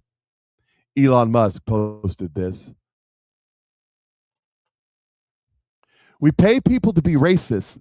He says, hear me out. Listen. This is good. We pay people to be racist so that we can fight racism. Think about that. We pay terrorists to be terrorists like Hamas and Hezbollah so that we can fight terrorists and then blame Israel. USAID.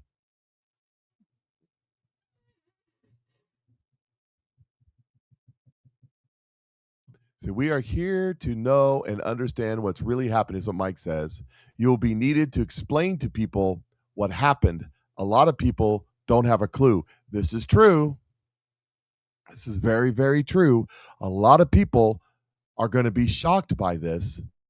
You know, there's people right now that don't know anything about Eric Swalwell resigning, don't know anything about the guy down in Texas resigning, or McCormick resigning, or how many people have died in office just this year. They don't know anything about USAID. They don't know anything about the Southern Poverty Law Center. They don't know anything about a bunch of bank accounts in the Cayman Islands. They don't know anything about any of it. They just think Donald Trump bad because I was told. And there's a lot of Republicans falling for this Patriot mythology media BS, running around going, I voted for Donald Trump 3 times. I will never vote for him again because he's a danger to our democracy, a danger to our democracy, a danger to our democracy. The media, we've talked about it. I've had the guy from yournews.com. You should check out yournews.com. I've had him on here, and he's given the statistics that the average person to watch cable news is 70 years old. My daughter called me last night because she lives in Kansas City. There's a bunch of tornadoes and sirens and all this stuff. Turned out fine. She was fine. But the sirens were going off. The wind was blowing. The rain was coming down. She was freaking out. She called me to check the weather because she's never had subscription television. I said, well, turn on Fox News. She says, I don't have Fox News. I'm talking about the local station, the Fox News, the local Fox affiliate. Because whenever there's in their region a tornado, their weather team is live. So I said, okay. I got up out of bed as I just laid down, and I went and flipped on the TV and saw what they were saying and talking about. And I told her, you're fine. It's past you. You're okay. Everything's fine. And then about midnight, my son calls me, my youngest, because they live just outside Sedalia. And the storms are coming through and the sirens were going off. And he says, what do I do, Dad? And I said, I'm looking at it. I said, you're fine. It's way down the south part of the county. You're in the north part of the county, but they just sound the whole county when it's in the county. So you're fine. Don't worry about it. Don't panic. Because he doesn't have paid for subscription television. And the only place that they get their news from, now the big ones are all compromised and they're not talking about it. Is Tucker Carlson talking about Nick Shirley? Is Tucker Carlson talking about Eric Swalwell? Is Tucker Carlson talking about the Southern Poverty Law Center? Is Tucker Carlson talking about that guy right there that just got indicted that I just played? No, he's not. What's he talking about? The Jews are bad. Donald Trump is indiscriminately killing my brothers and sisters in Islam. You see what I'm saying to you? You see what I'm saying to you? Yeah, get these kids to buy a weather radio. I hear what you're saying, but it's on the phone. If it's not on the phone, it never happened. So instead of the first time around with Trump, it's a danger to our democracy. It's a danger to our democracy. It's a danger to our democracy. Or when George W. Bush was president, gravitas, gravitas, gravitas, gravitas, gravitas, gravitas. Oh, good thing George W. Bush. I'm a strong Republican. I've only voted Republican. Good thing George W. Bush has got Dick Cheney to give him the gravitas because Dan Blather told me. See how it works? Now it's Tucker Carlson, Megyn Kelly, Candace Owens. You see how it works? That's why people don't know, because they're walking around with blindfolds on. But let me tell you something.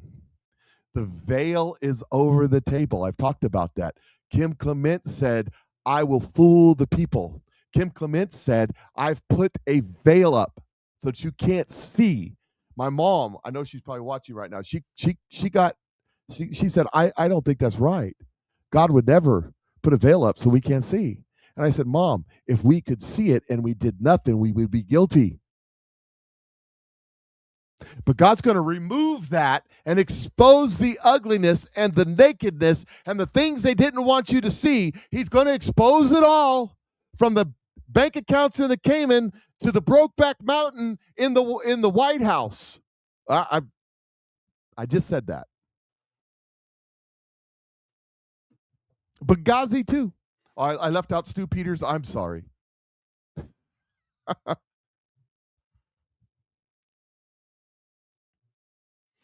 God's about to expose this. God's going to remove the blinders from their eyes. And they're going to be in shock.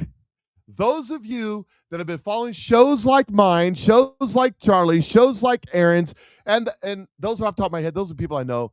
Even Darlene, even though she's having some issues right now, but God bless her. Those of you that followed these other shows, and there's several out there, your mind is way more prepared for what's coming than they are. You have an advantage. You have an advantage.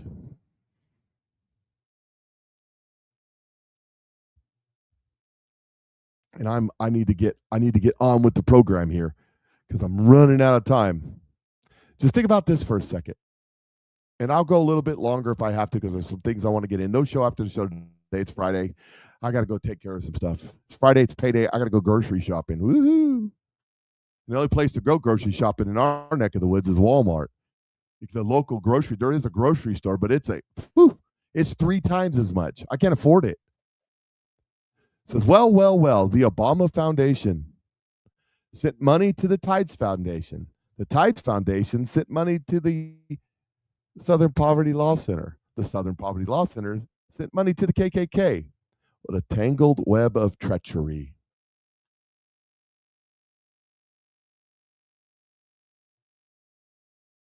What a tangled web of treachery. We'll get back to that one in just a second. I think this is the one that I want right here. Listen to this.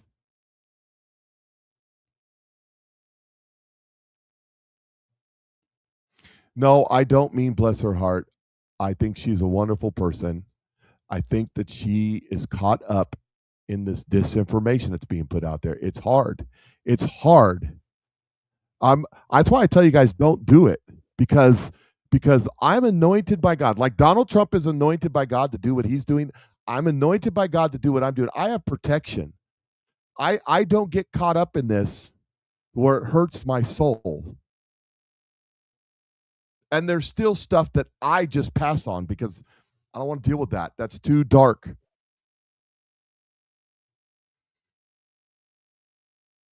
Okay, listen to this. This is absolutely bonkers. Have you read the indictment that was issued yesterday for the Southern Poverty Law Center? Have you read it? Have you seen some of the people that they've been paying over the years? So I'll remind you that the Southern Poverty Law Center is supposed to be an organization that exists to expose radicalism, to expose extremist groups. And yet they are now accused of paying over $3 million for people who are actively involved in these organizations. So I'll try to walk through these quick just so you can get a flavor of exactly what these radical leftists were doing. And when we're done, you're going to have to ask yourself the question, is any of this extremism that we've been bombarded with over the last couple of decades, is any of it actually real? Because they were paying a member of an online leadership chat group that planned the Charlottesville riots. That's right. One of the people that they were paying $270,000 was an organizer of the Charlottesville rally. Do you remember Unite the Right, where they had the good people on both sides nonsense? They were paying somebody who was affiliated with a neo-Nazi organization called the National Alliance more than $1 million. And at the same time, this person was actually out committing crimes while being paid by the Southern Poverty Law Center.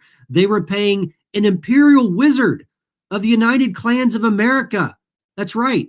They were also paying somebody who was an officer with the National Socialist Movement and the Aryan Nation affiliated with Sadistic Souls Motorcycle Club $300,000. This next person was the chairman of the National Alliance. The SPLC website contained an extremist website about this particular person at the exact same time that they were paying him $140,000. That's right. They listed the individual as an extremist on their site while they were paying this person. And they were doing the same thing with this one. That's right. National Socialist Party of America. This person was a former director of a faction of the Aryan Nation and a former member of the 3K Club. Paid $70,000 at the same time that they were listed on the website as an extremist.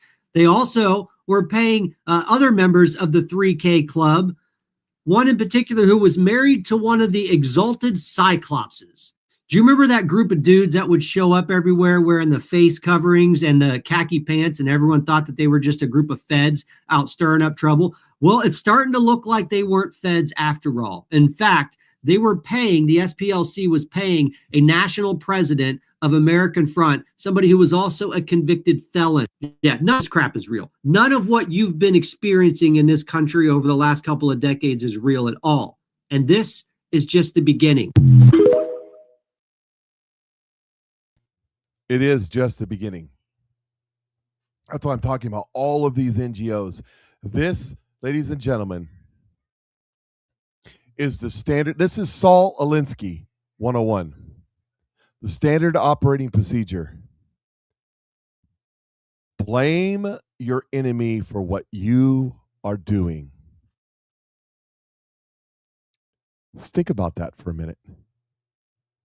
That's exactly where they are. Here's Dan Bongino a little bit more after the Southern Poverty Law Center comes out, and listen to what he says real closely.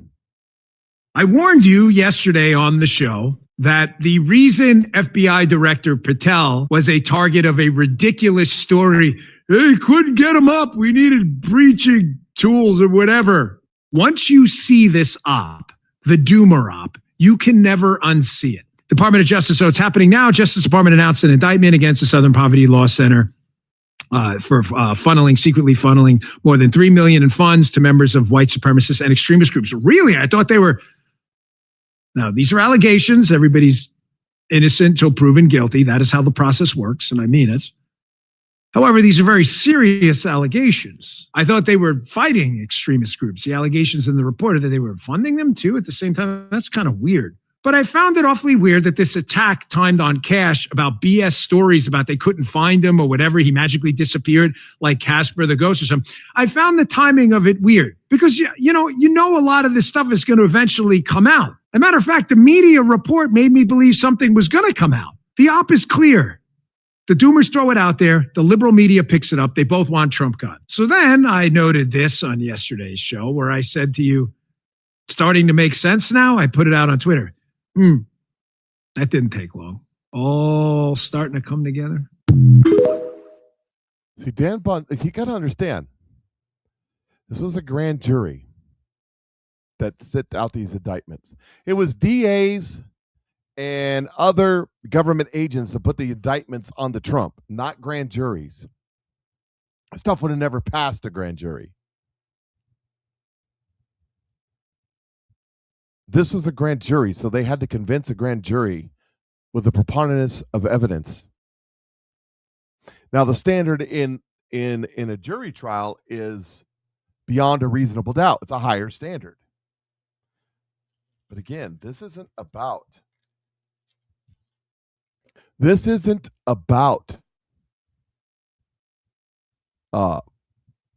just getting people arrested and perp walked and all that stuff. I know that's what everybody wants.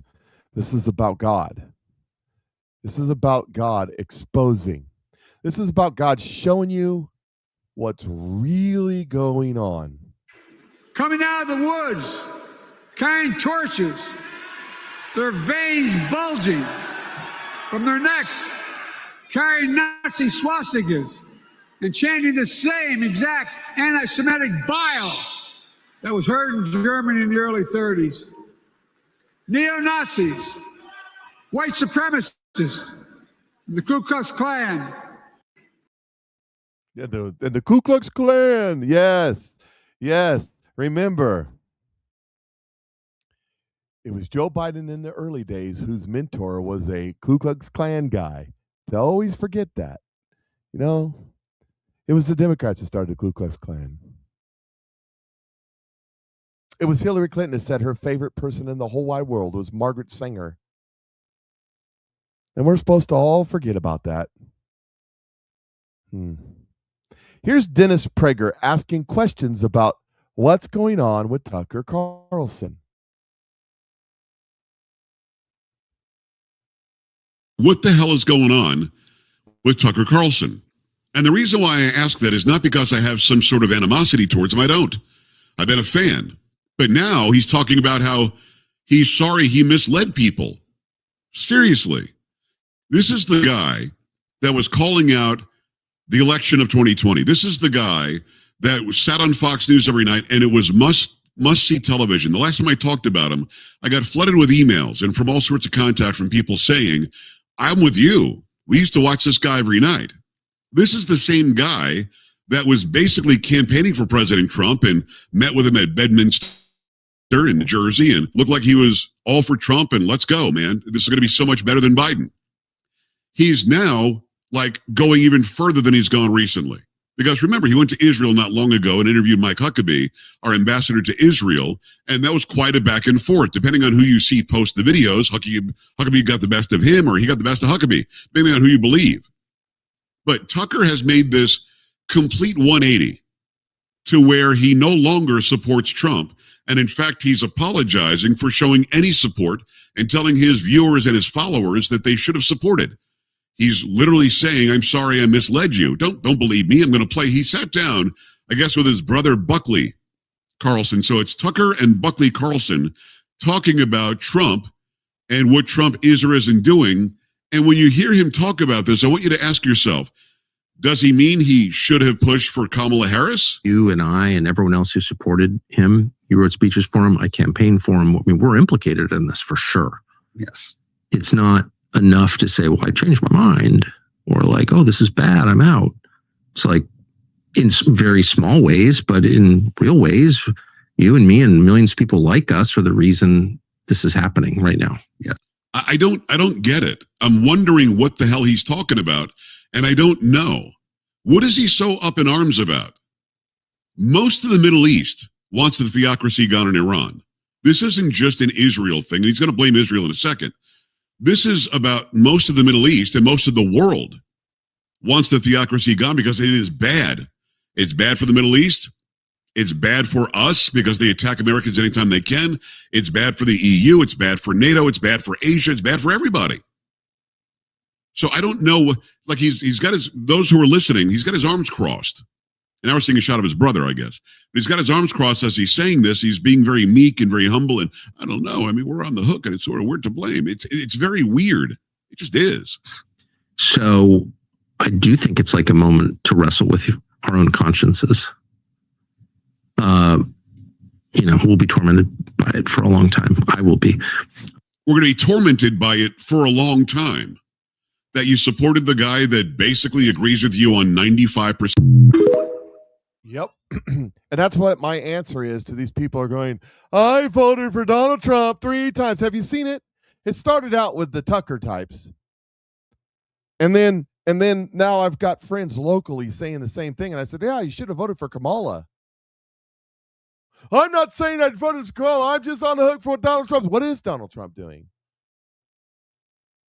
He wants to drop nukes. He wants to drop nukes. Didn't you see the guy going around saying that somebody actually called me, a friend of mine called me on this, that the guy's going around saying that the inside secret source said that Donald Trump was fighting fighting for the nuclear football to launch nukes on Iran.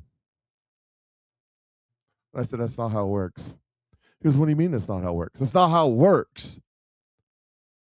There's a guy, he's a colonel or a major. He's appointed by Donald Trump and the Secretary of Defense. His job is to walk around everywhere the president is. There's usually more than one, by the way, because like somebody has to sleep.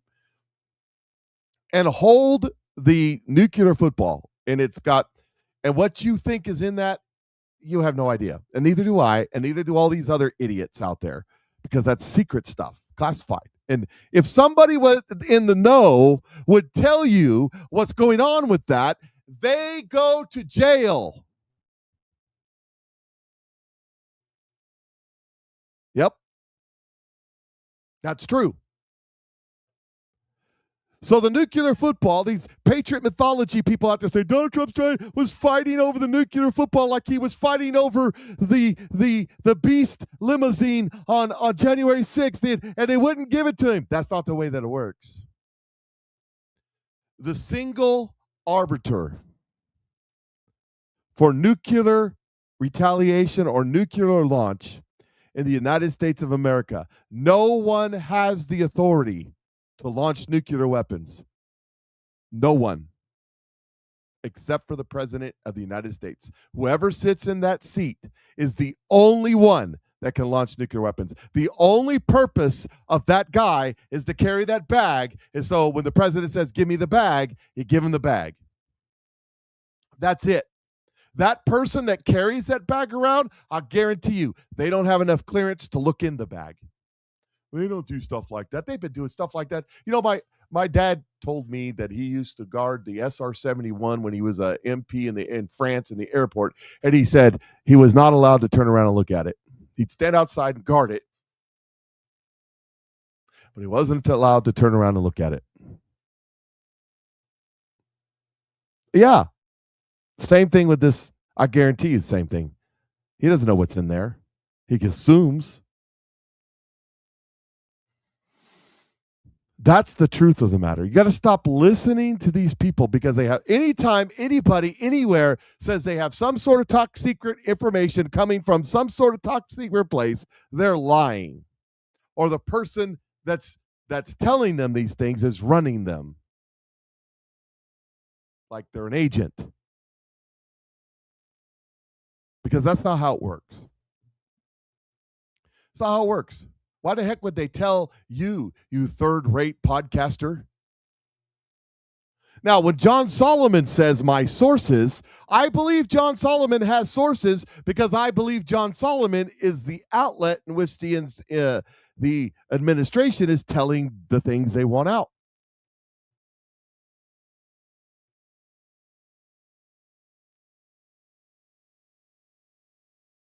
I pray this morning that people's eyes will be open and they know that they have been deceived. Yep.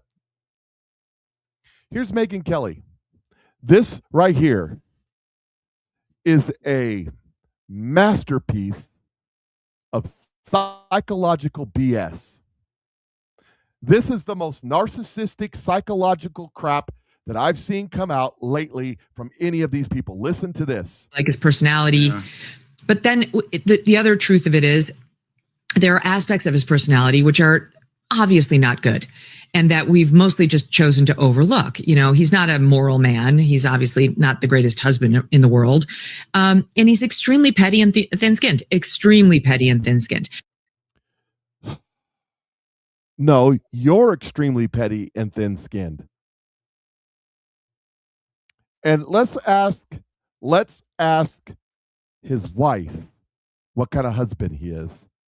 You're projecting yourself on him, but let's continue. Greatest husband in the world. And he's extremely petty and thin-skinned, extremely petty and thin-skinned.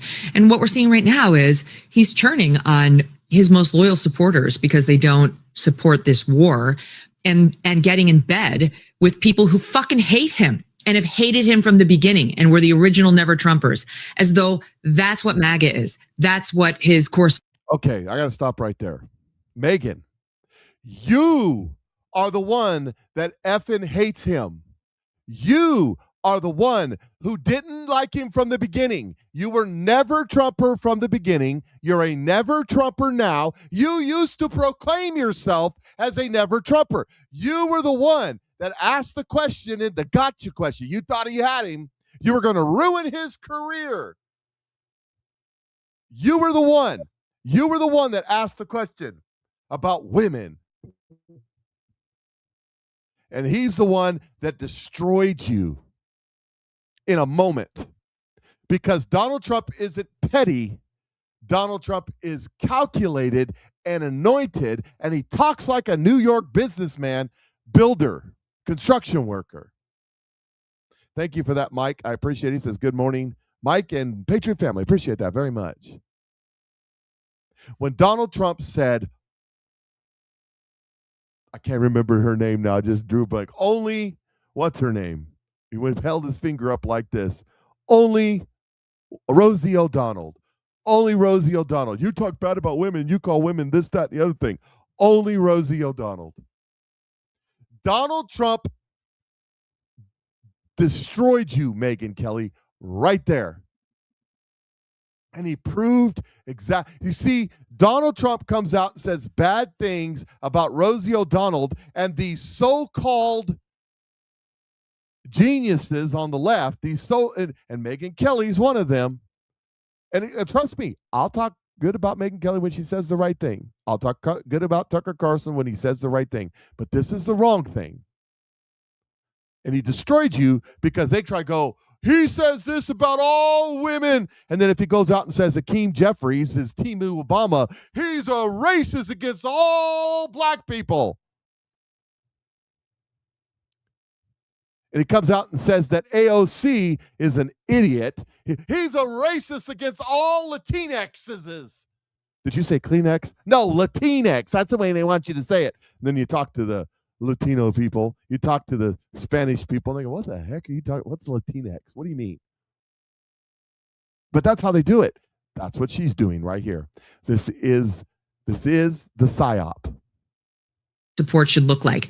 Meanwhile, there are many who are over here who have loved Trump for many, many years. We've had our skirmishes in the past. Tucker's had skirmishes with him. I have too, but who fought harder than a lot of others during the lawfare against him to make sure people knew that it was bullshit, stood up for him during the actual electoral contest to make sure people understood what was at stake and why he had to be the choice, who he just, there's no loyalty in return ever from Trump, ever. If you have a principled disagreement with something he does, you're otherized. You're the enemy. And at this particular moment, there's plenty of loyalty. He's just not loyal to disloyalty. And let me ask you a question, Megyn. What is your principle stand? What is your principle stand against Trump? Well, this war of Jews, the Jews made him do this war.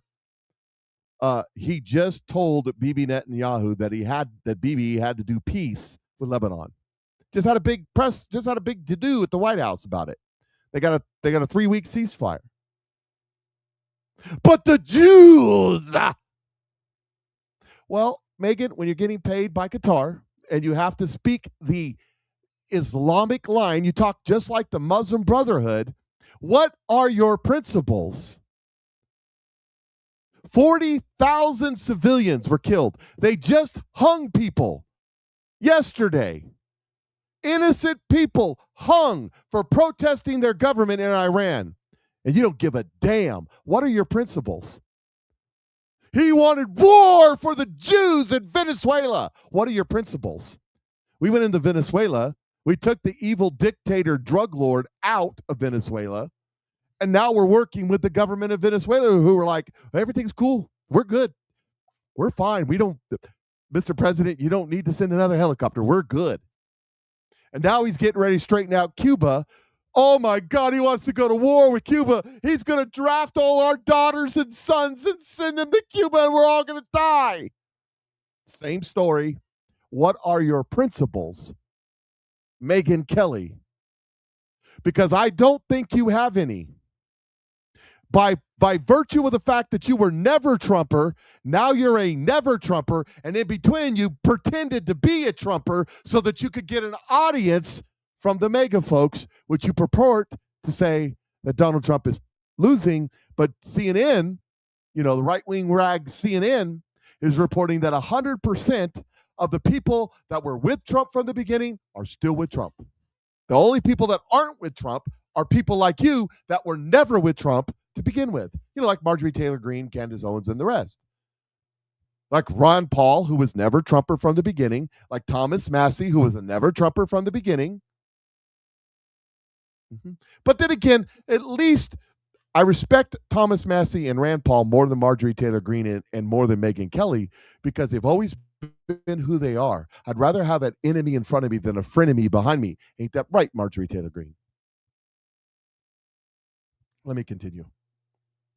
So many of his core supporters, biggest believers and boosters, and running to people who have not been able to stand him for 10 years, like a Mark Levin or a Ben Shapiro, who actively was against Trump. He was a total DeSantis guy. He only went on board with Trump when DeSantis was, of course, toast, and he had no choice. Let me explain that, especially the Mark Levin one. DeSantis was running against him for president. So, all's fair in love and war. But let me explain the Mark Levin one. Mark Levin was a never Trumper at the beginning. He didn't like Trump. Didn't understand Trump, didn't speak Trump's language. Trump wasn't part of his kind of guy. But after Donald Trump won and started doing Trumpism, Mark Levin came around. He did a show where he apologized, had Trump on, apologized to his face, said, I didn't think that you were going to do a good job, but here you are doing it. And he hasn't wavered from that. But the reason she brings him up, because he's an evil, disgusting Jew. Oh. But when your handlers are paying you from Qatar, you get what you get, you don't throw a fit. And here's another thing. I probably should go watch this because I'm curious of what he says. Because he's trying to work out his faith. She is not. To save his audience and get on board with the Republican nominee, whatever. It is what it is. It is what it is. But there's still, in my view, a lot to like about Trump. It's just some of those darker demons are much more in the front view right now because he's like a cornered animal. He's got no support in this Iran war. He can't bring it to an end. These are tough motherfuckers who are not doing what we want them to and coming to the negotiating table and giving us what we want so we can get out and just declare it a win. He sees his poll numbers are now, his latest poll approval on Iran was 30%.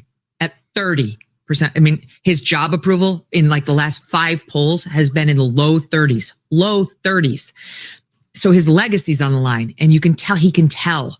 So he's acting out in a very, very bad way. And my prayer every night, Russell, is that he will get back on track. He will reconnect with what, the agenda that we put him in office to enact. He will extract himself from this very money-driven agenda by the Miriam Adelsons of the world. She's purchasing what she wants, and Trump's being manipulated into doing it, which is infuriating. And that the country, or at least those of us who are on what I call Team Sanity, can come back together and work to defeat these crazy leftists like James Carville, who wants to pack the Supreme Court and add Puerto Rico and DC as states, right? Like, the Republicans will never win another national election if we do that. Anyway, it's a very tumultuous time. Now, did you hear the last part? Her advice to Donald Trump about the war and all that jazz. Did you hear that? Did you hear what she said? Let me show you something, because I noticed something there. Her talking points. I wonder if Megyn Kelly really believes what just came out of her mouth, or are they just the talking points that she's been given? Because let me show you something. Here's John Kerry, who served in Vietnam.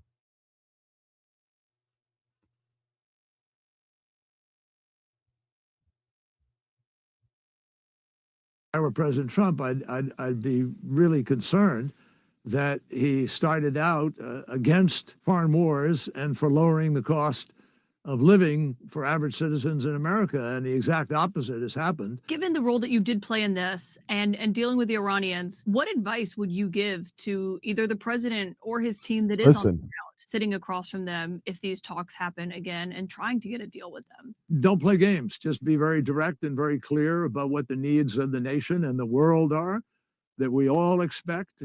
That it be clear that Iran can't have a nuclear weapon. What President Trump now has to do is, frankly, get them to again agree to what they already agreed to, which should underscore the absurdity of the situation that we're finding ourselves in.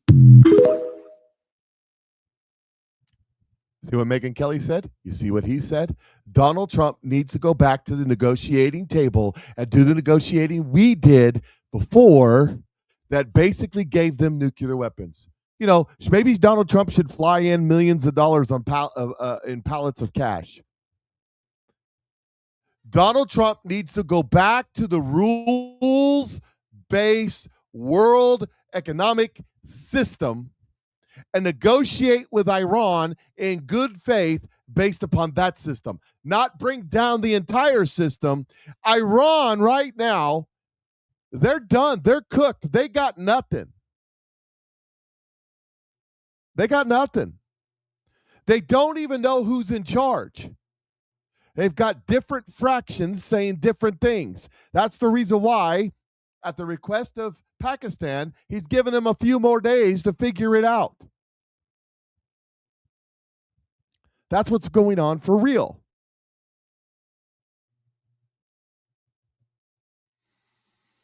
Yet we got these experts on foreign policy like John Kerry, who served in Vietnam, and Megyn Kelly telling him we need to do it the way we've always done it. And as Mike said in the chat room, if you do it the way you've always done it, you'll get what you always got. No, he's got them by the gonads right now. They ain't got nothing. They ain't got nothing. No leg to stand on, nothing. That's just the reality of it. And it doesn't matter how much you want this to work out a different way, or how you want it to be, or how you feel about it. It doesn't matter. The truth is the truth. I mean, if Megyn Kelly had her way and John Kerry had his way, we would be negotiating with the Supreme Leader, and we'd be going, oh, please, Mr. Supreme Leader, please don't hit us with any nukes. And you be nice and let the inspectors in. If you just be nice, if we'll give you more money, if you just be nice. Instead, we're not negotiating with the Supreme Leader because he's dead. We're not negotiating with anybody in his cabinet because they're all dead. We're not negotiating with the top generals because they're all dead. We're negotiating with the trash truck driver and the maid that cleans up. And they're vying amongst themselves for power. And you know what? Donald Trump doesn't care.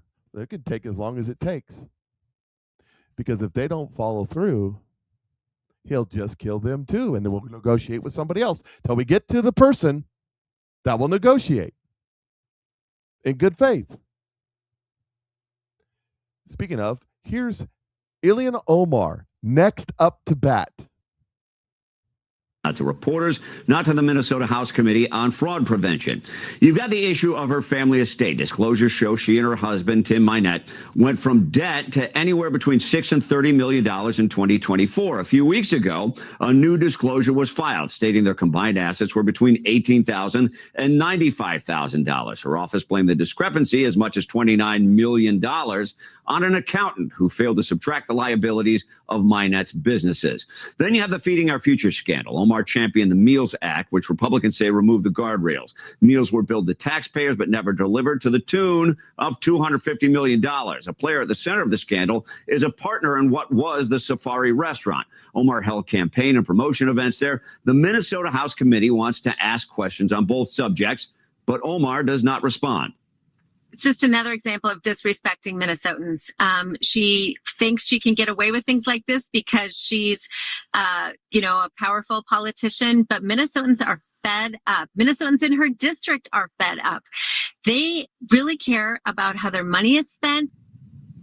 Robbins sent another letter to Omar's office requesting disclosures about communications with and donations from people convicting in the Feeding Our Futures program. Reporters have tracked her down and they never get an answer. My team has reached out to Omar's office. Also no answer. The only communication we've got is that statement from her office blaming the $29 million discrepancy on the accountant. John?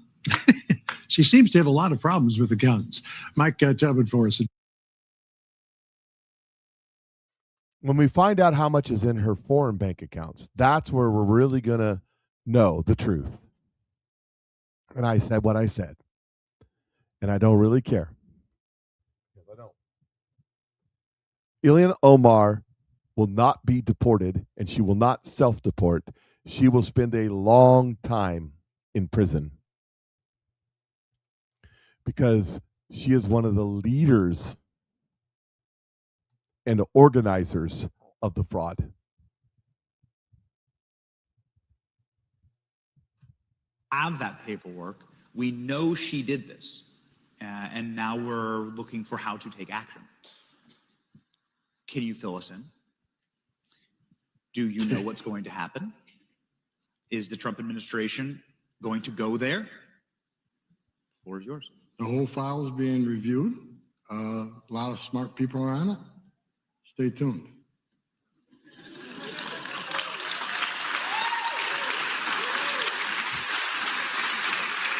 Could you color for us what of the elucidated and many crimes there are that it could be? Because I cannot get ahead. There's like a lot of potential things that could have been there. I can't get ahead of the investigation, but I know that some of this. I know people that are involved in the review, and they're really smart people, and it's in good hands. All right. It's in good hands. Okay, we got the Allstate endorsement from Tom Homan, and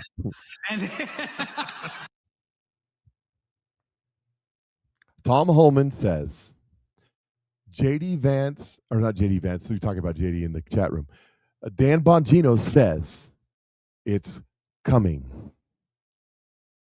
I believe them before I believe Megyn Kelly or Tucker Carlson or anybody else that says, I have deep, dark, secret, inside sources that tell me. No, you don't. No, you don't. Here's Hakeem Jeffries as he's asked by a reporter about Ilhan Omar, and he don't want to talk about Ilhan Omar. Hi, Leader Jeffries. Good to see you. Just curious to get your thoughts on Ilhan Omar's financial disclosure. Does all of the scrutiny around that concern you at all, and does that warrant an official House ethics investigation? That issue has not been brought to my attention, but we do know that Ilhan Omar, who works hard on behalf of the people that she represents in Minnesota, is constantly under attack by right-wing conspiracy theorists. Well, what about her net worth going from 30 million to now under 100,000? Do you believe that's truly an accounting error, as she alluded to? It's not an issue that I'm familiar with. What about her winery that she is now dissolving from her financial disclosure? We're working to stop this reckless war of choice in the Middle East, get the economy back on track, win this gerrymandering war that Donald Trump started that we're going to finish. It's not an issue that I've been locked in on to date. So what do you think about Ilhan Omar, Mr. Jeffries, and her $30 million embezzlement? What do you think about that? This is not anything that I know about. I haven't discussed any of this. Ilhan Omar is my Lord and Savior and has come here to free America from the evil Christians. And it's a right-wing conspiracy theory.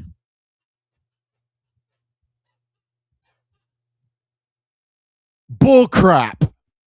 They've had panicked meetings behind closed doors. I don't know anything about it. I haven't heard anything at all. Bullcrap. 100% they've had big time conversations on this. And what's going to happen, I'm telling you, TikTok, TikTok, TikTok, just like Eric Swalwell, a Democrat is going to spill the beans when they get when she becomes too much of an anchor for the party. They're going to turn on. You got to understand, the Democrats and the Republicans, if they make you, they can break you. Here is Nick Shirley up in Omar's office. Here is the representative, Ilhan Omar. Today we're here in the fraud capital of America. We're here in Capitol Hill, Washington, D.C. Here you have some of the best stock traders and top fraudsters like Ilhan Omar. Right now, we're going to give her a new hoodie. She took the last Leering Center hoodie. We have a new one asking, where did our tax dollars go? And we want to see if she'll become a member of the Anti-Fraud Taxpayer Club. Now we've made it to Ilhan Omar's office. Here is the representative, Ilhan Omar of Minnesota. There it says abolish ICE. I think we should abolish fraud here inside the United States. Let's see if they'll take the hoodie. Hello. How are you doing? Is Ilhan here by chance? No. Look at this dude. She's not. Well, we wanted to see if she'd become a member of the Anti-Fraud Taxpayer Club. We actually have a new hoodie for her right here. And we were just wondering if you could deliver this to Ilhan. Thank you so much. And tell her that we wish to abolish fraud here inside the United States as well. Will you do that? And also, I met this really cute British girl, and she wanted citizenship, and I was wondering like how that would work out. All right, they're calling security. You guys, you can go ahead and become a member of Anti-Fraud Taxpayer Club. Go to antifraudclub.com. You can even cop yourself a hoodie. And now let's leave Capitol Hill. Everybody go to antifraudclub.com. Why not, right? Hey, it's Friday. It looks like it's been a nice weekend. If you're in the area, and you want to come out, we're having our embassy banquet. It's catered by one of the great barbecue places in town. Is it Colton? No, it's not Colton. I don't remember. I'm not going to say. One of the great barbecue places in town. And come on out, 6 o'clock, the big church on Thompson Boulevard. It's a beautiful church. It really is. They just built it. They built it the last couple of years. But it's come on out and join us. It's going to be a good time. It's going to be an auction. It's going to have food. Rescue Johnson Auctions is going to be there. And it's going to be great. And I don't know what I'm very much not involved in setting it up this year like I should have been. And other stuff going on. But I will be there running the sound and being a part of it. So if you want to come on out. Tickets are $25. You can pay at the door. And we'll be glad to have you. But other than that, enjoy your weekend. And don't worry about it. Because come Monday, we'll talk about it. And I'm sure there'll be something to talk about. It's been really hard coming up with something to talk about lately. I'm just saying. Anyway, you have a great day. Patriot Mike is out.